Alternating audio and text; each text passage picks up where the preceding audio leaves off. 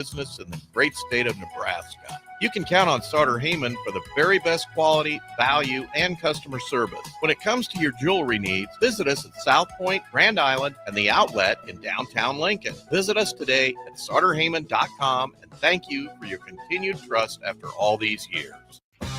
The electrical workers of Local Union 265 are now hiring licensed journeyman electricians from $32.50 to $42.50 per hour with paid benefits. And if you're looking for a new career, they're hiring apprentices at $19.50 per hour with paid benefits. Call the office at 402-423-4497 to apply. Start your electrical career today.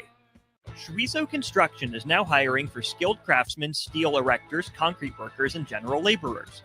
Schweizo Construction offers great benefits like premium wages, health and dental insurance, paid holidays and vacation, 401k with company match, life insurance, and disability insurance.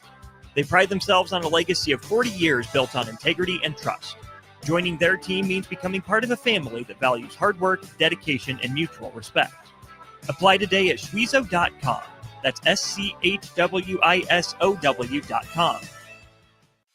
93.7 The Ticket is your home for every Kansas City Royals baseball game. Bobby Witt Jr., Salvador Perez, Vinny Pasquantino, and the rest of the Royals attempt to make the postseason for the second season in a row. And you can hear all the action on 93.7 The Ticket and theticketfm.com. Your home for Kansas City Royals baseball. Have you been injured in an accident and don't know where to turn? Do you need a lawyer you can trust to handle your case with professionalism and compassion? The attorneys at Liberty Law understand that a call to an attorney is a call for help. If you've been injured, we want to help you. Liberty Law's experienced attorneys are committed to the pursuit of justice for those injured. Contact us for a free consultation by calling 877-42-LIBERTY. Call Liberty Law and find out how we can help get you the compensation you deserve. Call 877-42-LIBERTY. Liberty Law Group. Trial attorneys you can trust. Rosie's Sports Bar and Grill, open for lunch and dinner at 1501 Center Park Road, just south of 14th and Highway 2. Are you ready for a new opportunity? Check out Sandhills Global. Join a dynamic team where your skills are valued and your career can soar. We offer full-time positions with a 4.5-day work week, competitive pay, excellent benefits, and a positive work environment. From IT and marketing to sales and finance, we're looking for talented individuals like you. Apply today at sandhills.jobs and take the first step towards an exciting future. That's sandhills.jobs. Don't wait. Apply now. Welcome to the 2025 NSAA State Baseball Tournament on 93.7 The Ticket and theticketfm.com. State baseball broadcasts are powered by Game Day Men's Health, Max Tan, Doane University, Raising Cane's, and the NDOT Highway Safety Office. Now, calling all the action, here's Nick Sainert and Austin Orman. Welcome back into Warner Park as we have a rematch on tap. It hasn't been too long since Austin and I talked to you here from Warner. Appreciate Harrison and DP taking the reins in that 25 minute segment there. Appreciate them and everybody back at our 93.7 The Ticket studios for making sure we stay connected, but also filling the time in between so Austin and I can catch our breath here as we have Elkhorn South and the Millard North Mustangs on tap once again. Should be a really good one, and there should be a little bit more energy in it than maybe what we saw from Millard North in that first game, Austin, to where we talked about it. Early in that game, you could kind of sense the body language of Elkhorn South was in a much more advantageous position than maybe those of Millard North's Mustangs over there in that first base dugout. We've switched who's home and who's away. They've stayed in the same dugouts, but Elkhorn South will be the visitors on the scoreboard here in a game now that is, instead of a team needing to beat the other team twice, it's winner take all. That it is, Nick, and it makes sense that the energy was the way it was in the first game. Elkhorn South was playing for its season, playing for history, right? They had to keep their dream of reaching their first state tournament final appearance alive. They came out ready to go from the jump, and it wasn't that Millard North was bad by any means. There wasn't anything striking or glaring in a negative sense. It just wasn't the positive that it was for Elkhorn South. And here's the thing, that's human nature, especially for a young group of players like you have over there at Millard North. But now, can they get up for the second game? You're not supposed to save it, right? You weren't supposed to pace yourself because now your back's against the wall just as much as Elkhorn South's is. So you gave one up. You had that margin for error. We'll see what Elkhorn South has left in the tank and if Millard North can match that energy, understanding it's the season on the line right now. So before we continue talking about Class A action, we have to talk about what's going on in Class B right now, to where in Class B, both if necessary games are necessary on a Wednesday. You have, how about this? The Bennington Badgers came back and beat Gross Catholic. This was a game that took 4 hours and 14 minutes earlier in the week. It went 12 innings long, and Gross Catholic then sent Bennington at that time to the elimination bracket with a 7-6 win in 12 innings. But today at 1 p.m., Bennington just knocked off Gross Catholic 6-0, but they don't get to play right back-to-back because guess what? Gretna East earlier this morning knocked off number 1 seeded Scott Catholic 3-2. And so that, if necessary, game is now necessary, and both of those games will be starting around 4 p.m. and 7 p.m. here over at Papillion La Vista South High School, which is essentially just right across the road. Austin, we've seen all 4 of those teams so far this weekend in Class B. Scott Catholic goes down. Gross Catholic, who was the advantageous position there on the bottom part of the bracket, they lose. Both of those, if necessary, games are now being played. That Gretna East result really stands out to me. A 3-2 game without having seen a pitch of it feels like exactly the way that Gretna East would need to win a game like that. Get a stellar pitching performance, have some timely offense, and find a way to pull through. Late Bennington and Gross have delivered twice already. I'm sure that game 3, essentially, that series is going to be a blast tonight as well. We're not going to worry about starting lineups here in this one. We're going to just play some ball here at Warner Park. Let's talk about the starting pitcher. First on the mound, who we're going to see first, it's Noah Gartner.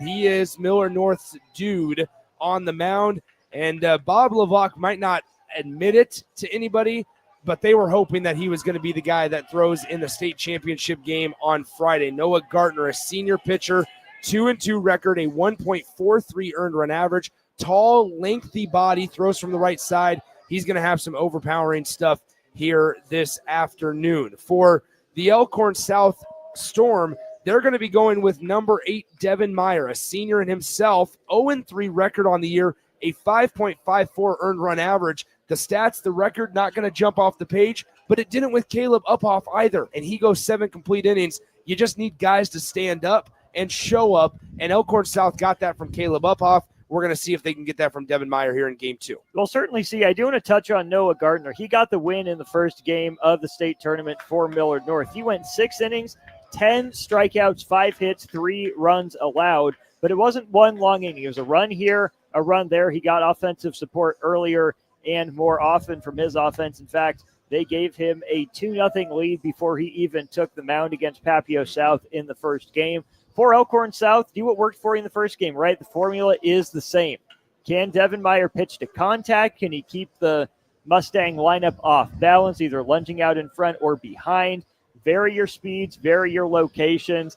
Either way, it's going to be a good game, Nick. I'm glad we got at least one, if necessary, game here in Class A. High drama, great baseball been played all week. I'm excited to get going with it. Noah Gardner, the righty on the mound for Millard North, the future Husker. And so there are multiple future Huskers in this ball game, and one is stepping up to the plate right now in Brody Gindra. Gindra had himself a really special game out at shortstop in Game 1. And we are ready to go here in Game 2. The if necessary game is necessary. The winner of this one plays Lincoln East in the state championship matchup on Friday night. Here is the first pitch from Gardner. Swung on and missed. It's a breaking ball that Gindra whiffs on. It's 0-1. No balls, 1 strike, nobody out. First batter of the game here, Brody Gindra. Righty-righty matchup. This one on 0-1, fouled off to the back, and it's 0-2 quickly. Husker to Husker. Gardner is a senior, while Gindra a junior. Here's the 0-2 offering to Brody Gindra, and it goes over his head for a ball, 1-2. Send a message.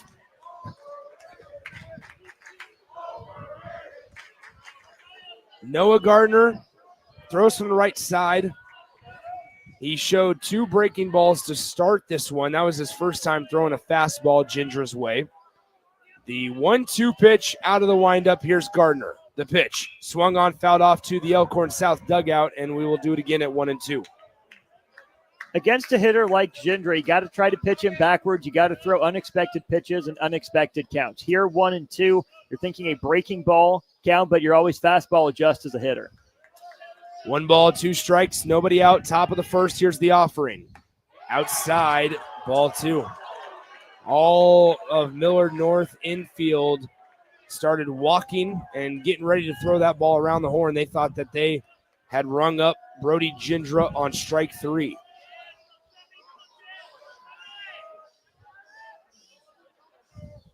Here he comes.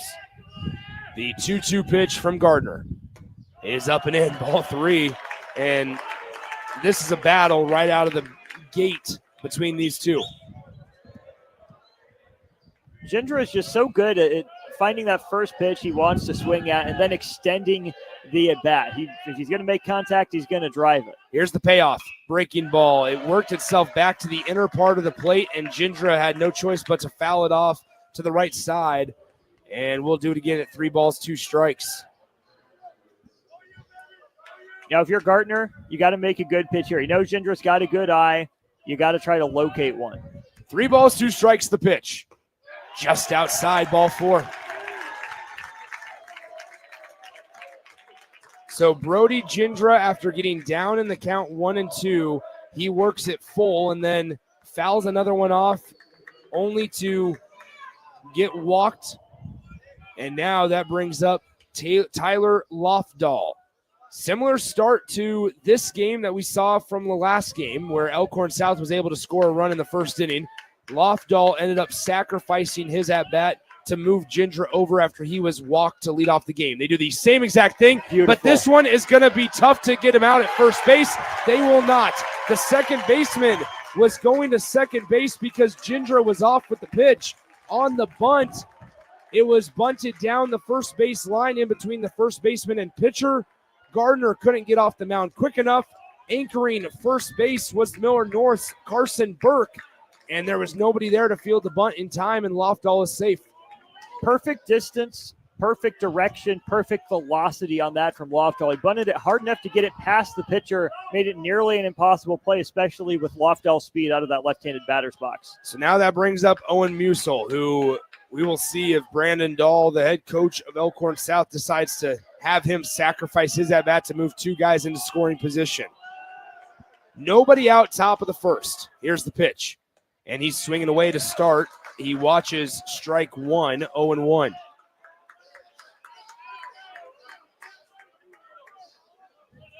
No balls, 1 strike, nobody out, top of the first inning here. Elkhorn South and Millard North. Coming set from the stretch, it's Gardner. Musel now shows. He pops this bunt up and out over the net, out of play. That's the type of foul ball I want coming at me if there's a spectator, as a spectator. Plenty of time to measure it, get underneath it, slide over. Doesn't hurt your hand when you catch it. The storm corn is flowing down below, by the way. Gotcha. No balls, 2 strikes, nobody out. Top of the first inning, Musel with the 0-2 count from Gardner. On the way, outside, ball 1. Talk about a good miss at 0-2. Hankins might have been able to do Gardner a favor by setting up that way to begin with.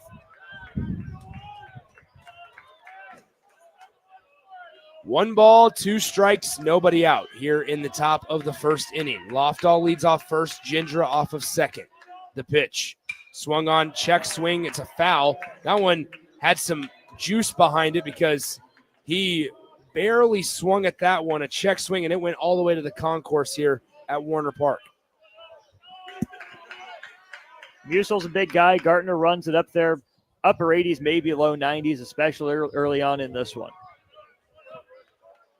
Gardner's got such good presence on the mound as well, Nick. Even with runners on first and second and nobody out, you still feel like he's in control of the situation to some degree.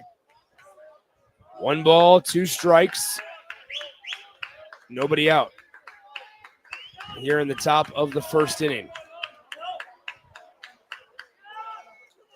Here's the pitch. Swung on. It's a short, shallow pop fly. It'll stay in the infield, and it's fielded by the third baseman, Ripken Fleck, for out number 1, Runners have to stay put, and we're still just waiting on Owen Musel to make that big hit. Get that big hit. You know it's in that bat. Just waiting on it. Now turning to the third baseman, the freshman, Marcus Gorup. Runner still on first and second.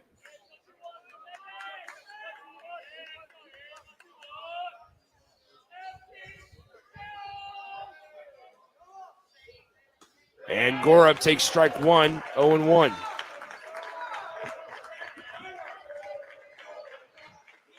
We've seen what early offense can do for a team, Nick. Put them ahead early, especially for a team like Elkhorn South. When the top of the order gets on base to start a game, how does the middle respond? No balls, 1 strike, 1 out, top of the first inning. Here's the pitch to Gorup. This one skied high into center field. Center fielder ranging under it. Gindra thought about tagging. It was a good job getting the throw into Ripken Fleck at third. And now Millard North is 1 out away from getting out of this first inning unscathed, despite having and inheriting runners at first and second with nobody out. Stepping into the box, it's Eamon O'Gorman, designated hitter today in this game. He will have Lofdahl at first and Gindra at second.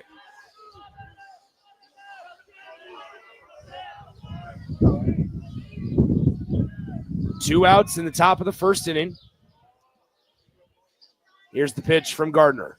Swung on, hammered down the left field line, but slightly foul. 0-1. Right fielder Jackson Smith still playing relatively shallow despite the wind. We saw him play much deeper in game 1. Gindra, the runner at second. Lofdahl at first. Eamon O'Gorman at the plate, standing in that left-handed batter's box. Here's the pitch from Gardner on 0-1. Grounder. It is popped out of the glove of the pitcher, Gardner. Everybody's going to be safe as it was popped out. He tried to squeeze it in the web, and it popped out of the leather. And so now the inning will continue as that will go down as a hit. And with that, it'll bring up Brooks Berliner. Gardner had that one right in the webbing. I think he took his eyes off of it. It wasn't hit that hard. It sounded good off the bat, but chopped pretty much straight down into the ground. Little surprised it's a single, but I understand it. 2 outs here in the top of the first. The bases are loaded. Brooks Berliner, the righty, facing the righty arm of Noah Gardner. Here's the pitch. Swung on and missed on a breaker outside. It would have been ball 1, but instead he swung around on that one, and it's 0-1. Really good pitch to start the at-bat by Gardner. The runner at second, Lofdahl, hasn't taken a big lead. The second baseman is standing with his toes on the grass, and shortstop's not holding him at all. He can get really aggressive out there to try to score in a single. Berliner takes ball 1 up and in, 1-1. If you're not going to get a big initial lead, you got to at least get a big secondary lead. Just make sure you're hustling back.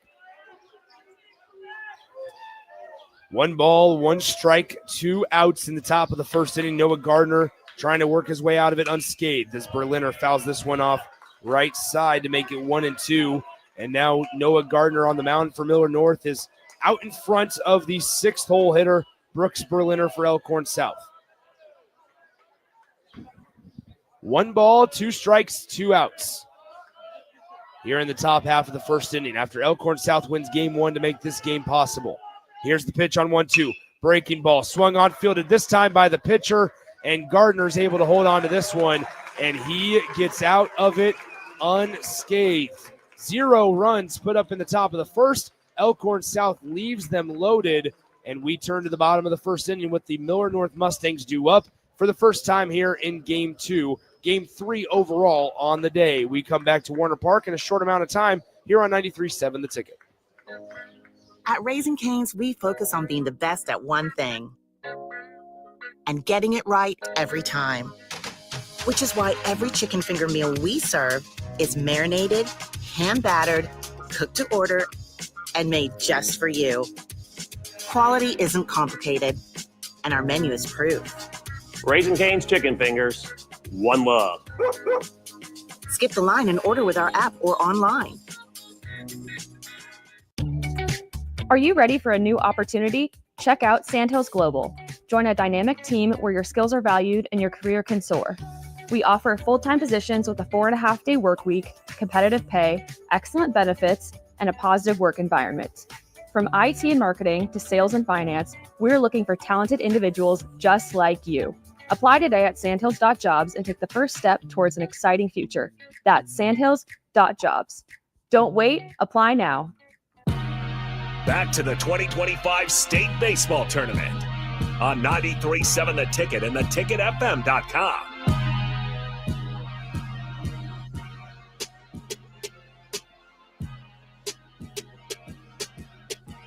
Nick Standard, Austin Norman, Harrison Arns back in our 93.7 The Ticket studios, 1040 O Street in Lincoln, as we move to the bottom of the first inning. It is the same lineup for Elkhorn South here in Game 2, but it is not the same for Millard North, as they will have Carson Burke at first base later on down the line. But the starting three in Jackson Smith, Ripken Fleck, and Marcus Hankins, as well as Caden Schaefer, are the same. Hankins getting the start at catcher for the second straight game. He's probably their best option back there, but man, he played a full 7 innings behind the dish, being asked to do it again. That's a big responsibility in terms of managing the game with the pitcher, and a lot of responsibility on him in the 3-hole, a respectful position to be put in the lineup for Hankins. Absolutely right. On the mound, they're going to be facing Devin Meyer, whose numbers aren't going to blow your socks off, but neither did Caleb Uphoff's earlier in the day, and he goes 7 strong shutout innings. So I think Elkhorn South, pretty safe to say they're hoping for some more of the same. Their bullpen got a day off, essentially, with them not needing to be used in Game 1. They already have somebody just lightly stretching and throwing out there in center field just in case. But you have Devin Meyer on the mound, a senior pitcher, 0-3 on the year, a 5.5 earned run average. And record doesn't always tell the story because of where they entered in the game, what did they inherit, situations, things like that. Record doesn't always tell the story, but certainly not a set of numbers that will really shock you. Yeah, we don't have the games started versus games appeared in numbers like we do in college and the pros. But either way, we'll see if Devin Meyer can piggyback what Caleb Uphoff did in Game 1. So here's the first pitch to Jackson Smith. A little life on that fastball, and it's a ball 1-0. Feels like these two teams, there's a little animosity against each other as the 1-0 is low in the dirt, 2-0. Just feels like Millard North certainly not thrilled that they're playing a second game. Elkhorn South wants to be a team that is able to knock off a team in consecutive games within 30 minutes, as this one is going to be roped out to center field, down for a base hit, and a leadoff single for Jackson Smith. Smith continues his hot day at the plate, had a couple hits in the early game. I think we looked this up yesterday. It's like the 5th matchup, I think, between these two schools. 1-1 in the regular season, now 1-1 in the postseason, but this 5th game means the most. So now Millard North, they have a runner at first base, and Ripken Fleck steps into the box. Runner at first is Jackson Smith. And here's the pitch. Fleck shows bunt and pulls back, takes a called ball, low and away, 1-0.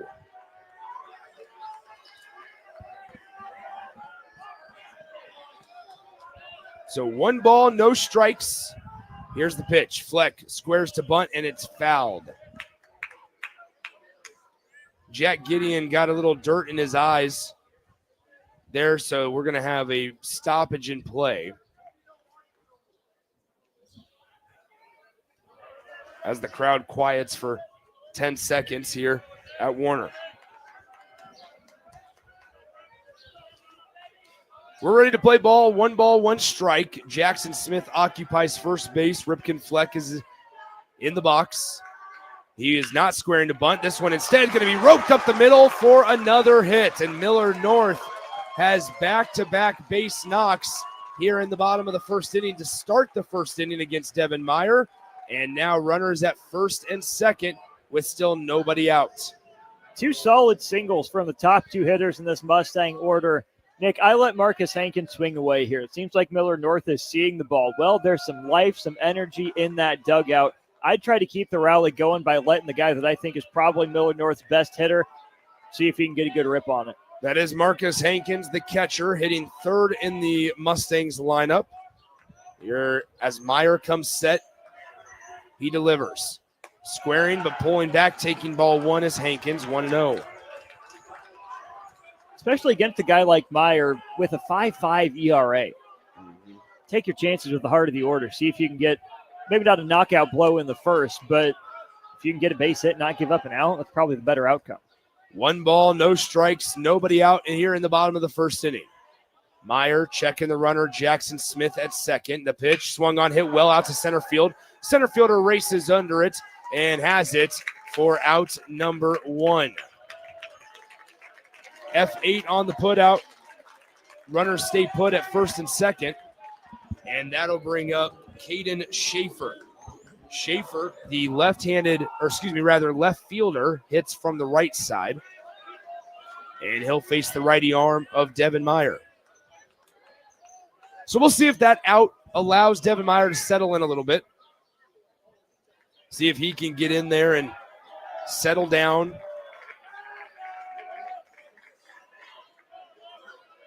He comes set at the letters. Checking the runner. Now his glove and his hands fall to his belt, and he throws ball one in the dirt, 1-0.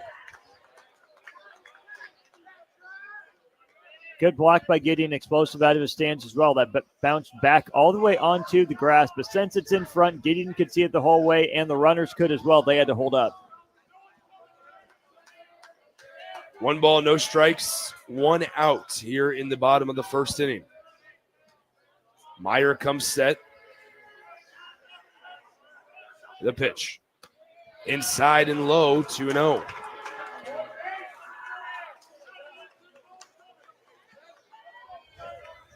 So if you're Devin Meyer, just got to throw something over the zone. Maybe not the heart of the plate, because Caden Schaefer, your cleanup hitter for Millard North, is somewhat dangerous. Runners at first and second, 1 out in the bottom of the first. The pitch from Meyer is outside, ball 3, and now you're in danger of walking the bases loaded. Schaefer, I would assume, is taking here on 3-0. If it gets to 3-1, don't be afraid to just shoot something through the right side. The second baseman's holding on the lead runner, Jackson Smith. 3 balls, no strikes. The pitch is ball 4. Not sure where that one missed, but home plate umpire says it did, and now the bases are loaded with 1 out here in the bottom of the first inning. Gideon's trying to bring everyone together, but now they get the hint. We've seen the situation in the first inning seems like a lot today, Nick. Bases loaded, and Lincoln East was able to get out of it without giving up runs.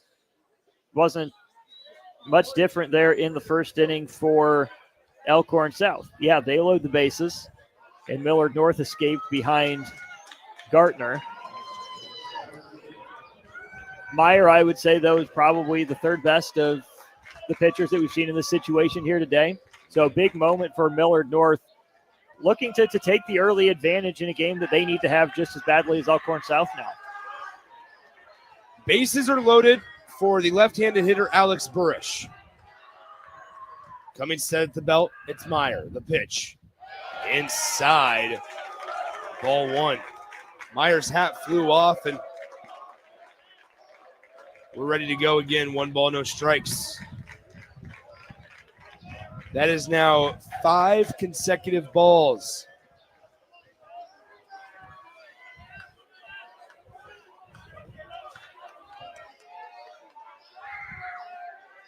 Devin Meyer trying to get out of this one. Bases are loaded for Millard North. The pitch. Down Broadway. There it is. Strike 1. Back in the strike column, that's an entirely hittable pitch. Yeah. 1 ball, 1 strike, 1 out here in the bottom half of the first inning. Burish, the batter from the left side of the box. Here's the pitch. Swung on, hit out to center field. Should be deep enough to score Jackson Smith. They're going to throw it to third instead, and that will score the first run of the game on a sacrifice fly off the bat of Alex Burish, and it is now 1-0 Millard North. Good piece of hitting there by Burish. He was on it, just got a little bit underneath it. Elkhorn South didn't even attempt to take it home to get the runner, so an early lead for the Mustangs. So now stepping up to the plate, it is Carson Burke. Burke did not play in game one. He's getting the start at first base today, hitting sixth in the Millard North lineup. Runners are still out on first and second base.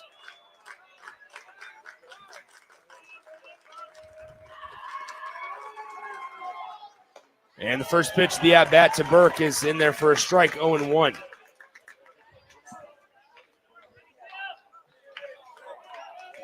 So no balls, 1 strike, 2 outs here in the bottom of the first. 1 run already across here in the home half of the frame.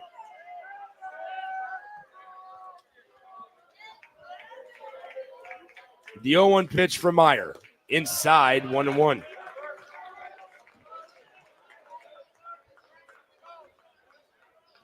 Now Ginger comes in on his own to have a conversation with Meyer. He's been really working Fleck at second base. Fleck has been active, dancing, took a couple sprinting steps for a lead before slamming on the brakes on the first pitch of the at-bat. Ginger might see something, or he might tell Meyer, don't worry about it, I got him. 1 ball, 1 strike, 2 outs, bottom of the first. They turn and pick at second base. A little predictable there, I would imagine. Back safely was the runner at second, Ripken Fleck. But the very moment after your shortstop goes and talks to him, probably a little predictable there that you're going to pick off to second. 1 ball, 1 strike the pitch. And it's fouled off by Burke to the right side. We'll do 1 ball, 2 strikes. That's something I don't know if high school coaches emphasize or not, is the ability to notice something but keep it in your back pocket. Yeah. I think especially back picks at first base. So many catchers at this level, Nick, feel like they need to pump fake and hold the runner instead of using their peripheral vision to see it and then break out that throw at the opportune moment. 1 ball, 2 strikes. Here's the pitch from Devin Meyer, trying to get out of this inning. Breaking ball stays inside. It's 2-2.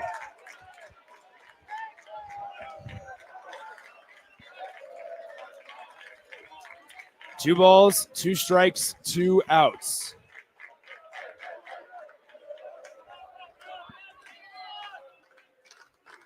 Meyer comes set, working at a slow pace. He picks back. It was nowhere close. It hit the runner, Ripken Fleck, but it's going to bounce right to the second baseman. Right now, you're not concerned about Ripken Fleck stealing third. You need to figure out a way to consistently throw strikes to Carson Burke here. A single probably scores him anyway, so really trying to get too cute if that's the way you're trying to get the third out of the inning if you're Meyer. You already have 2 strikes on Carson Burke. Go right at him here. 2 balls, 2 strikes, 2 outs. Here's the pitch on the way. Swung on and missed. And Devin Meyer elevates a fastball, and Elkhorn South gets out of the inning, limiting the damage. But Millard North does get 1 run. They leave runners on first and second base on 2 hits here in the bottom of the first inning. We go to the top of the second. It's 1-0 Millard North here on 93.7 The Ticket. Hey there, this is Paul Scheel, owner of High Electric. I want to thank our friends and loyal customers and introduce High Electric to those looking for a new electrician. We've been serving the Lincoln and Omaha area for over 30 years, from design to install, upgrades, and repair. If you are a homeowner or a small business needing some electrical work, call us at 402-466-6606 or check us out at hyelectric.com. We look forward to hearing from you. In every office, there's 2 types of people. There are those who bring in bagels and those who eat the bagels that someone else brought in. Everybody likes the first person. Be that first person. Weekday mornings at 7:30, you have a chance to win a business box of bagels from Bagels & Joe. All you have to do is shut up, Sipple. 2 questions for you, 2 for Sip. Win, and the bagels are yours. Lose, well, you don't want to lose. You lost Monday, you lost Wednesday, you're a loser. Shut up, Sipple. Weekday mornings at 7:30, brought to you by Bagels & Joe. Back to the 2025 State Baseball Tournament on 93.7 The Ticket and theticketfm.com. Welcome back in to Warner Park. Nick Sainert and Austin Orman alongside as we are ready to go into the top of the second inning. Due up in the top half of the second inning. It is hitters 7, 8, and 9 for Elkhorn South. And the first hitter of the inning, Cam Cooper, fouls the first pitch from Noah Gardner. Back to the net, 0-1. Gardner with a nice job getting out of a jam. He left the bases loaded in the top of the first inning. Here's the 0-1 offering to Cooper. Swung on, hit well left side. That's going to be down for a base hit. Cam Cooper able to take an inside fastball down the left field line. We haven't seen that very much today just because of the way that the ballpark is playing with the wind blowing out to the right. A lot of times those will be held up in the wind. It tried to stay up long enough for the Millard North left fielder, Caden Schaefer, to make a play on it, but it touched the turf. Schaefer's route led you to believe he might take a dive for it, but a good decision, I think, to pull up, even though that one wouldn't have rolled to the wall just with the angle it was hit at. Better to play it safe, keep it in front, hold Cooper to a sure single. So now Cooper is at first base. Stepping in, it's Caleb Peters. Peters shows bunt and then pulls back, takes ball 1-0. 1 ball, no strikes. Appreciate the other commentary underneath us as well. Yeah. 1 ball, no strike. Like I said, just because there might be some animosity between the two teams doesn't mean I meant the players. It might be between the parents, as you heard over the crowd mic. 1 ball, 1 strike is your count to Caleb Peters. Sometimes that's just as fun.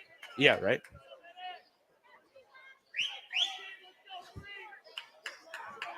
Does Peters have that short sleeve hoodie on too? He does. Noah Gardner comes set. The pitch. It's fouled off to the right side. He somewhat attempted a bunt. It did not go well, and it went off to the right side towards the Millard North dugout.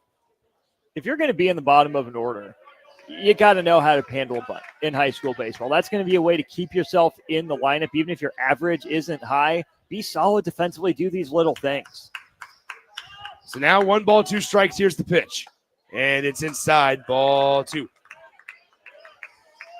In this case, Peters, a 250 hitter, 8 of 32 on the year.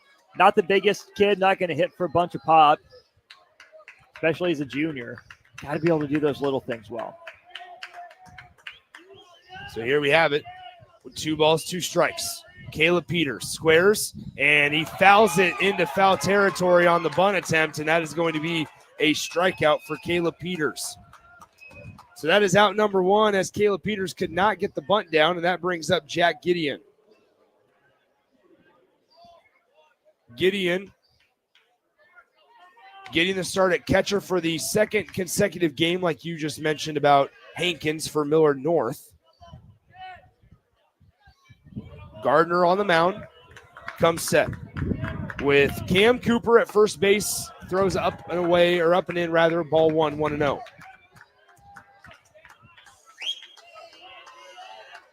1 ball, no strikes, 1 out. Runner at first is Cam Cooper. Noah Gardner looking at him before he even comes set. Now he does come set. Here's the pitch. Outside, ball 2.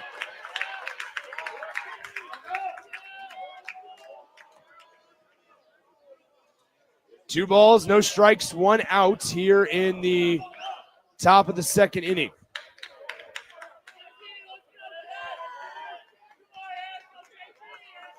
Here's the pitch from Gardner. Lifts the leg and fires. It's upstairs 3-0. And Gardner, who we talked about in the first inning, real composed on the mound.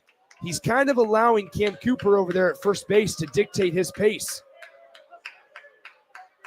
3 balls, no strikes. 1 out here in the top of the second inning. The runner at first is Cooper. The 3-0 pitch. Down Broadway, 3 balls, 1 strike. Gardner's really relied on that relatively high leg kick here out of the stretch. It'll be interesting to see if, as the game progresses, he's able to mix in a slide step or more of a pause at the top, even out of the stretch, to vary timing for both the hitter and the runner. 3 balls, 1 strike, 1 out, top of the second inning. Gardner comes set. The pitch swung on. shallow fly ball into center field. The center fielder rushes on. He makes the catch. There was miscommunication at first. They thought he dropped the fly ball. Cam Cooper had to scurry back to first base. He does so just in the nick of time. And that is out number 2 on the F8 from Jack Gideon. So now the lineup turns over, and we see Brody Gindra up to the plate again. Gindra walked to start the game, but he was stranded at third base. He's been really aggressive on first pitches here with 2 outs. We'll see what his approach is.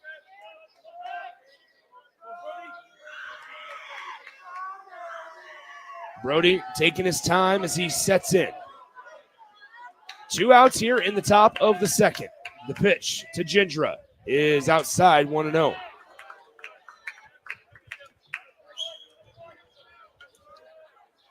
One ball, no strikes, 2 outs here in the top of the second inning.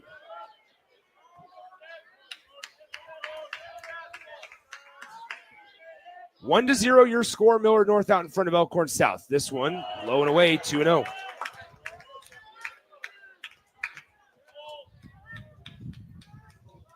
Gardner working at a much slower pace here in the second inning. Taking his time in between pitches.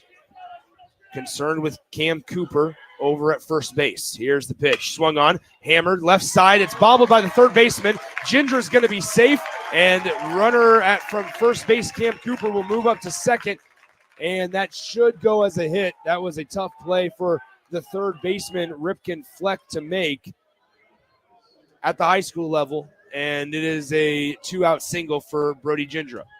Superstar call. One hopper on a backhand. Would have taken a good throw. Gindra's a good runner, not a great runner. In comparison to what we've seen this weekend, that would have taken a good play.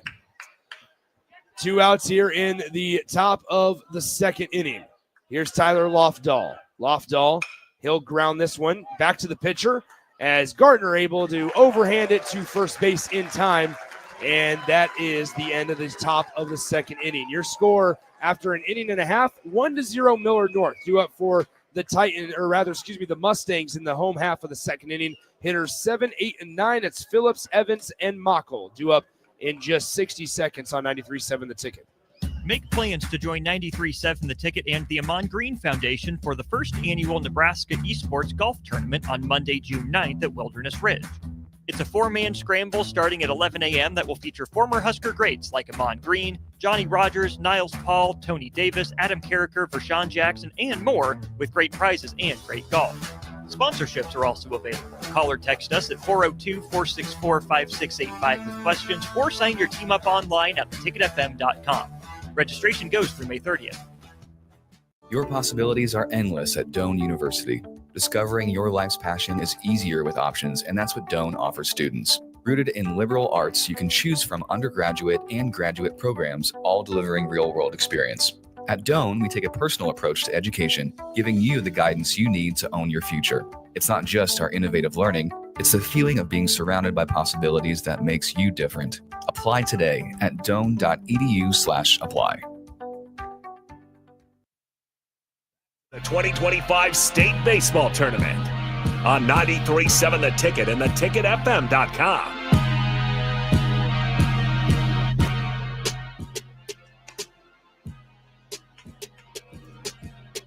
Welcome back into Warner Park. Nick Sainert, Austin Norman with you as we enter the bottom of the second inning. Due up in the bottom half of the frame. It's 7, 8, and 9. Spencer Phillips, Tanner Evans, and Chase Mockel due up for Millard North in the home half of the second. They lead it 1-0 here. Elkhorn South has no runs on 4 hits. Millard North with 1 run on 2 hits. Here is Devin Meyer back out there for a second inning of work as he fires in a ball, 1-0.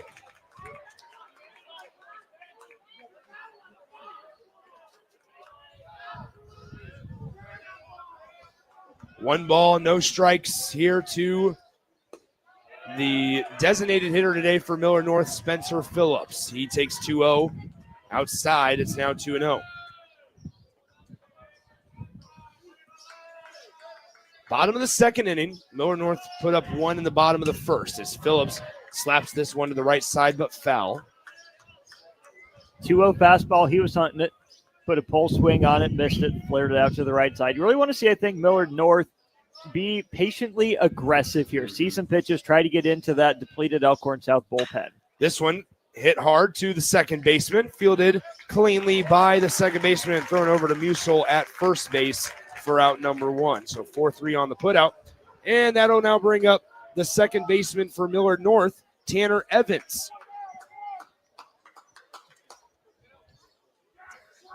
Evans, the left-handed hitter, will face the righty Devin Meyer.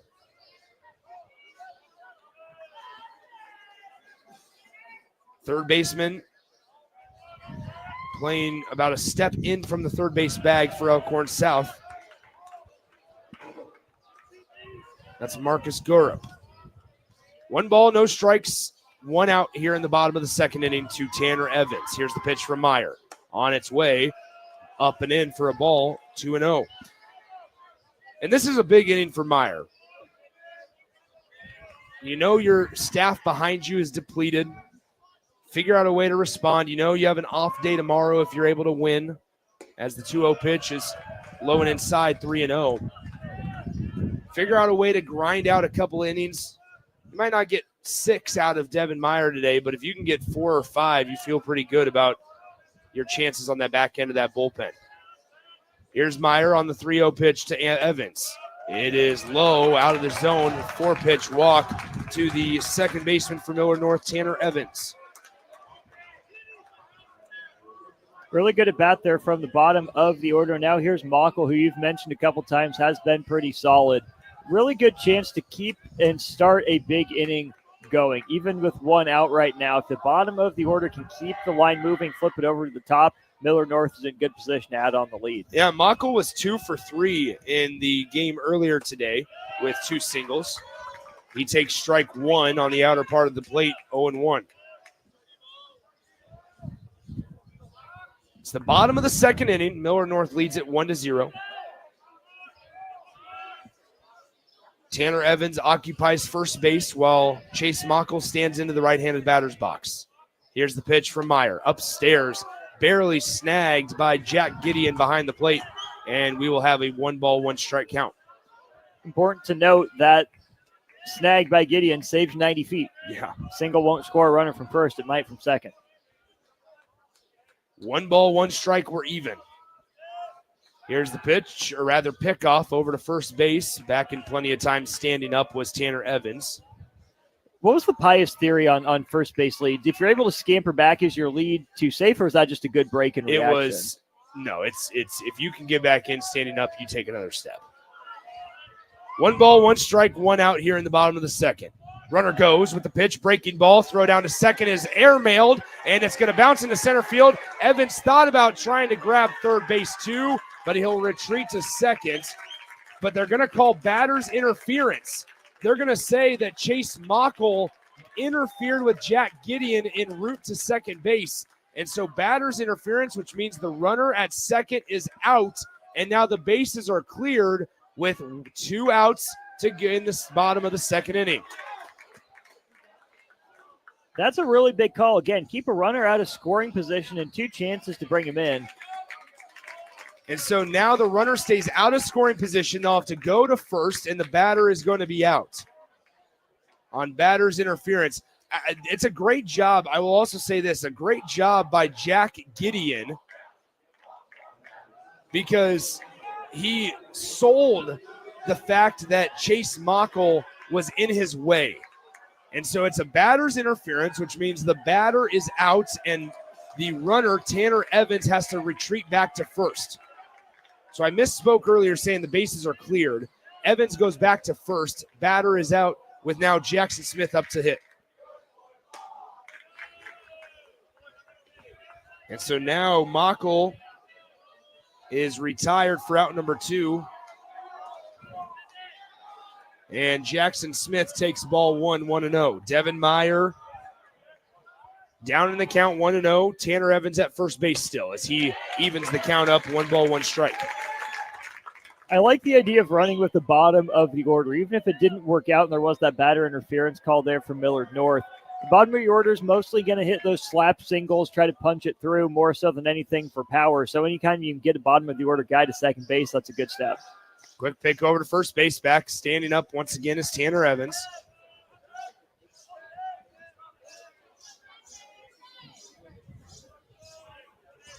Jackson Smith singled to start us off here in the first inning. But here in the bottom of the second, he hits this one deep to right field. Still going back is the right fielder. It's over the wall for a 2-run home run. And Millard North extends their lead to 3-0 as that one got up high in the sky and it sailed over the right field wall off the bat of Jackson Smith. Big blast from Jackson Smith. He picks up his 9-hole hitter with a blast to right field. That one was the furthest toward the gap in right center field that we've seen hit out that direction. He got the fastball that hung in the upper part of the zone. Jackson Smith did not miss it. He crushed it. A great swing on a fastball over the heart of the plate. That's deposited into the right field berm here at Warner Park. We can still see it sitting in the berm out there in the grass. Is now to Ripken Fleck. It's ball 1-1-0. Smith's first homer on the year. I would send a teammate up and around to go get that one. Since family and friends aren't allowed over there, players should have access to it. And it looks like security guards just allowed somebody in a all-blue Millard North jumpsuit to go out there and retrieve that home run ball. 1 ball, 1 strike to Ripken Fleck. Here's this one. It's inside, ball 2. You joked about the party porch on Friday. Why not the right field berm? Why not the right field berm? Jack Cagliano's not here yet. He's got wheels. Yeah. 2 balls, 1 strike. Here's the pitch on the way up and inside. 3-1. Are you excited to watch Jack Cagliano? Yeah, I think it's a great opportunity for baseball fans, casual baseball fans. He's never not a Royals fan. 3 balls, 1 strike, 2 outs here in the top of the third, or rather bottom of the second inning, as that's a strike. 3 balls, 2 strikes, and the payoff pitch will be coming here in just a moment. 3-0 is your score. Millard North scored 1 run in the bottom of the first, and then a 2-run shot to right field as this one skied high in the air. This one's going to stay in the infield as the first baseman Musel is under it, and he hauls it in for out number 3. But the damage continues to be done on the 3rd hit of the day for Millard North. It's a 2-run home run off the bat of Jackson Smith. We go to the 3rd inning of work. It's 3-0 Millard North here on 93.7 The Ticket. At Fairway Meat Market, your family. And as part of the family, they want to save you money on your meat and groceries. Now through May 25th, enjoy all-natural whole bone-in pork butt for $1.49 per pound. Buy 5, get 5 free on brat patties. 10-pound tubes of 85% ground beef, just $2.88 per pound when you buy $100 in meat and groceries. And 6-ounce USDA Choice bacon-wrapped filet mignon, $9.99 each. That's all at Fairway Meat Market in the Rockledge Square Shopping Center just south of 84th and Van Dorn. I got to see my brother get married. I would have missed my dad's birthday. Because I wore my seatbelt, I had the privilege of being part of his special day. I got to go home and see my family again. Does it click yet? Brought to you by NDOT Highway Safety Office. I would have never had the chance to see my daughter become a doctor. I was able to go to my brother's graduation. I wouldn't have adopted my first pet. And then it clicked. My seatbelt saved my life. Does it click yet? Brought to you by NDOT Highway Safety Office. Back to the 2025 State Baseball Tournament on 93.7 The Ticket and theticketfm.com. Well, we have our Class C State Championship matchup set. It'll be Central City and Centura going up against Malcolm on Friday at noon. That game you will be able to be heard right here on 93.7 The Ticket between Central City and Malcolm. Class B, we still have yet to decide even one of the teams. In Class A, we know Lincoln East is there. We don't know if it's going to be Elkhorn South or Millard North. Here at the top of the 3rd inning, it's Austin Norman. Thank you, Nick. We will have an answer to that question, I would guess, within the next hour and a half. We have an answer in 2 hours, then this game will have really taking a turn. Owen Musil leads off the top of the third for Elkhorn South. He chases the first pitch, fouls it off for a strike, 0-1. Noah Gartner brings home the breaking ball outside. Now it's 1-1. Musil squeezed the final out of the second inning. It was a pop fly just beyond the dirt. Musil watches that breaking ball for a strike, 1-2. Noah Gartner's allowed 4 hits in 2 innings. There's been traffic against him, but he's gotten out of the jam. Slow kick. He fires that one, rocketed in the air to center field. Looks like Burrish has a beat on it. He does. He'll catch it chest high with 2 hands, and Owen Musil retired for the first out of the top of the third inning. That brings up Marcus Gorup. Gorup flew out to center for the second out of the first inning. He wears number 21. He's a freshman. Posted a batting average of .355 heading into the state tournament. Wears bright pink batting gloves. Has a sky blue bat. Watches that one over the outer edge for a strike, 0-1. Those colors are popular now. We see a lot of neons. We see a lot of hot pinks, lime green. Gorup way ahead of that breaking ball from Gardner. He's now ahead in the count, 0-2. Could not be me. I think a lot of it, actually, I know a lot of it, talking to a lot of the select baseball kids, is a lot of it stems from the San Diego Padres jerseys. A lot of Fernando Tatis fans, those ones that bright pinks, bright greens. Gardner mows Gorup down on 3 pitches for the second out of the inning. Throws him with a fastball. Down on 3 strikes, looking as Marcus Gorup. Now, there are worse jerseys to take inspiration from than the lively fiesta colors of the San Diego Padres, their City Connect alternates. Which, to that effect, there's some Miami Vice action in the Elkhorn South Jersey Day student section. Eamon O'Gorman flares that one into left center field. He's aboard with a 2-out single. His solid day continues. That is his second single in as many at-bats. Eamon's had a good weekend. He hit a home run last night. Obviously, 2-for-2 start here today. In this game specifically, Eamon O'Gorman, nice little performance so far for the designated hitter. It brings up the left fielder, Brooks Berliner, wearing number 12. He's a right-handed batter.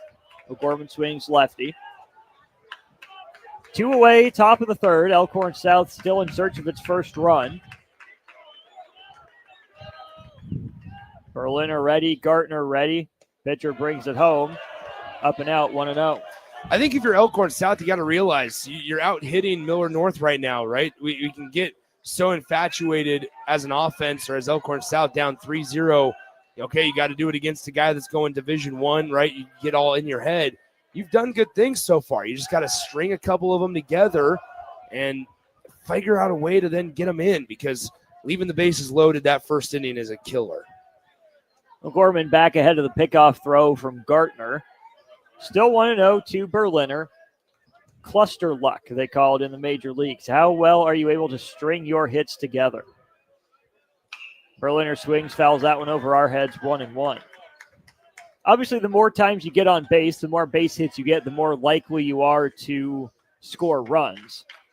That's why it's helpful to start these rallies with 0 or 1 outs. Give yourself more of a chance to string these together. O'Gorman's single came with 2 outs. Brooks Berliner attempts to keep the inning alive. Here comes the pitch from Gartner. Fastball out, 2-1. I mean, the ability, if Gardner was able to do that, if Gardner can paint consistently, whether it's at this level or the next level, low to mid-90s on the outer part of the plate consistently, that's a tough pitch to be able to hit hard. Berliner had an up-and-down weekend at the plate. He awaits the 2-1 from Gartner. Home plate umpire points to him, says he offered at it. Now it's 2-2. Seemed a little half-hearted, but it's less about the intent, more about did the bat actually cross the plane of the plate. Gartner comes set, chest high. Here comes the 2-2, swung on in. Missed. Berliner frustrated with himself. Noah Gartner works around the 2-out single by O'Gorman to hang his third 0 of the game. Millard North returns to the plate ahead 3-0 next on 93.7 The Ticket.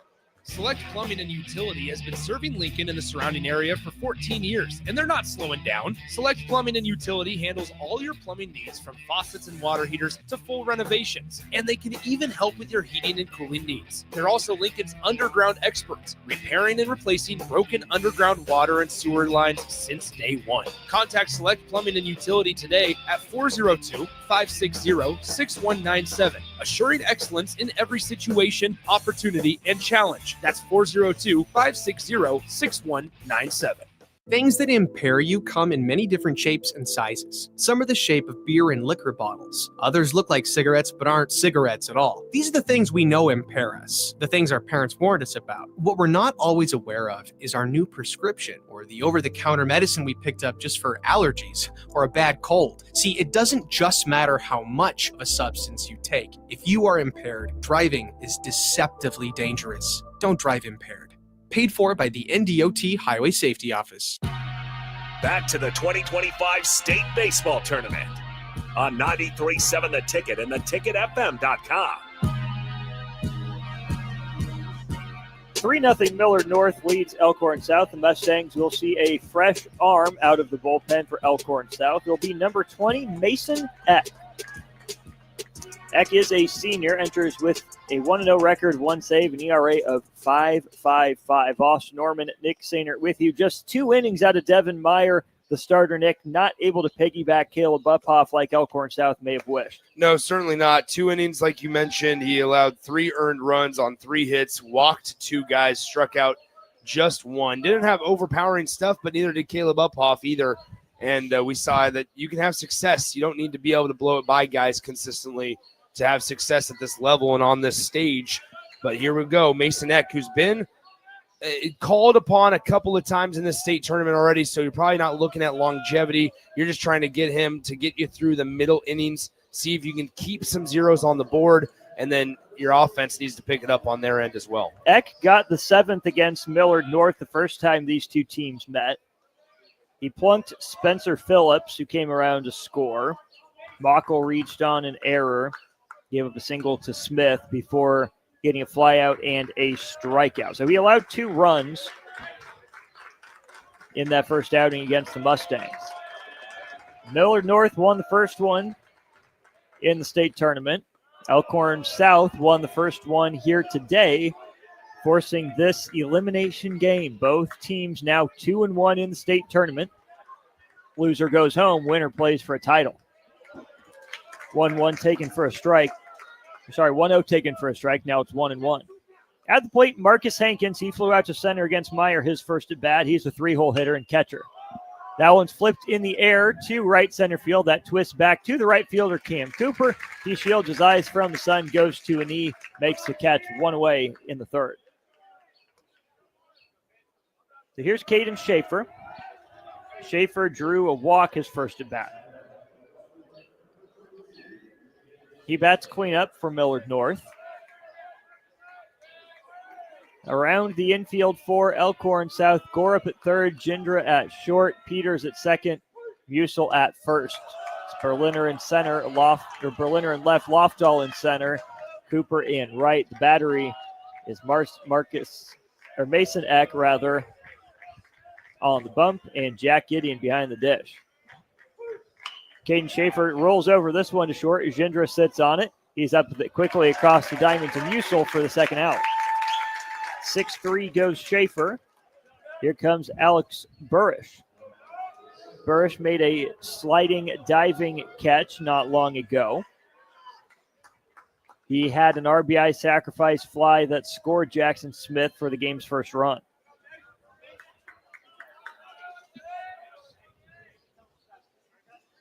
Eck, it's all right. He brings it home. Foul tip into the mid of Gideon, 0-1. Eck's got good size. Velocity, not bad, but certainly not overpowering. He's on the third base side of the rubber, brings it home out of the windup, low, 1-1. I don't know if this umpire's been hit before behind the plate or something, but he is bouncing out of the way of every single pitch that has a little juice on it. 2-1 now. A little flinching. going on by the home plate umpire. Could you sense that as a catcher behind you? I hated when they would put the hand, so that he's putting his left hand on the catcher Gideon right now. They put it right on your chest protector strap, and you feel restricted as a catcher to anything like that. So, I hated it when, I can call out a couple of umpires by name that I remember that would just have it. Oh, that was right to you. That was. That's Right why I into the stopped net. talking. But You got to focus. Yeah, I got to focus. But no, nonetheless, yeah, I hated when the umpire would put his hand on your back as the pitch is coming. Full count pitch, 2 outs outside. Burris draws a walk. It just seems unnecessary. Well, Like, you don't have your balance. Why do you need to prop yourself up on me when I'm catching? Well, and the worst part is, you sit there and it's like, dude, how do you tell him to stop? Like, you can't turn around and be like, dude, can you just not put your hand on my back when you're ready to call a ball or a strike? You keep it safe by putting it behind your back, just like a catcher. Not that difficult. Yeah, exactly. And again, we appreciate the job that they do. It's thankless. They get yahoos like you and me calling them out for the little things, but here's Zach from the stretch. Breaking ball low.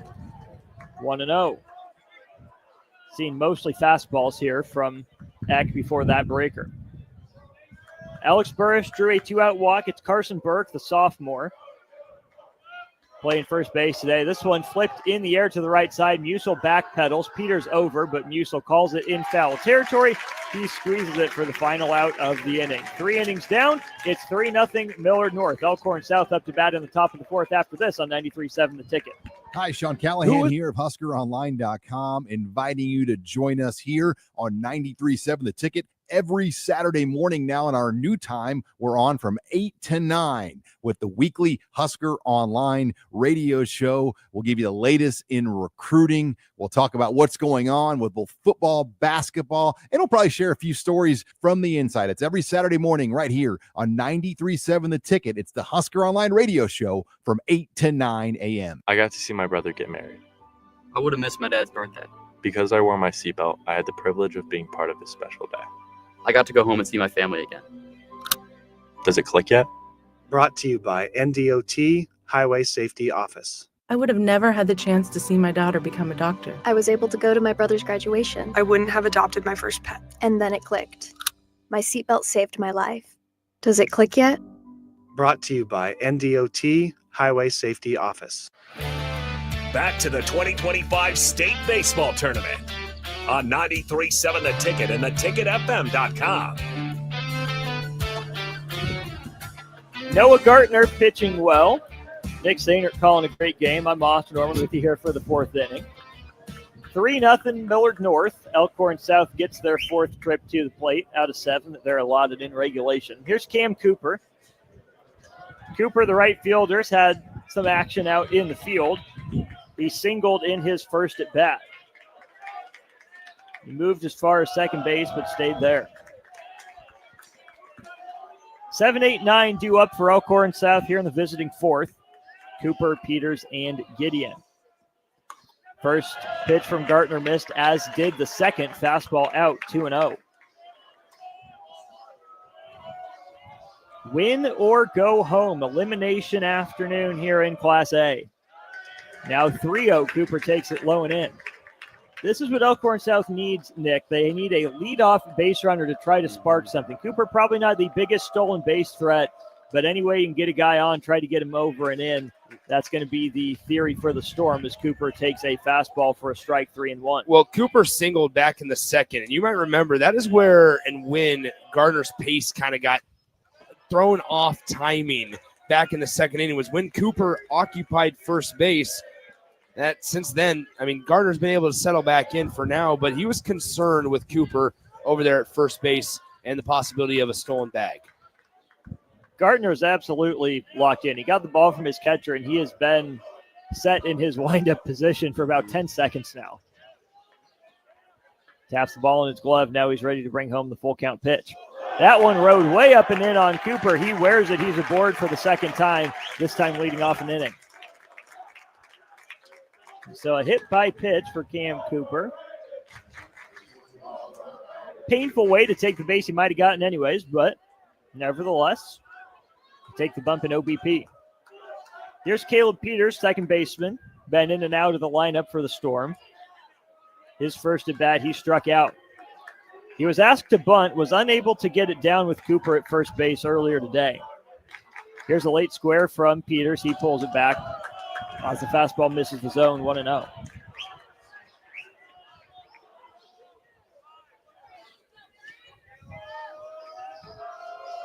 Peters gets the signal, needs some clarification. He's still looking down at third base. Now we'll step into the batter's box. Noah Gardner holds the glove tucked in like a football. Now he puts the ball in it comes set as Peters squares that fastball up over his head, 2-0. Elkhorn South attempting to give away an out to move the runner 90 feet. Will have a visit to the mound. Millard North coming out to settle Noah Gardner down. We're not quite halfway home yet. Elkhorn South has had 5 hits on the day.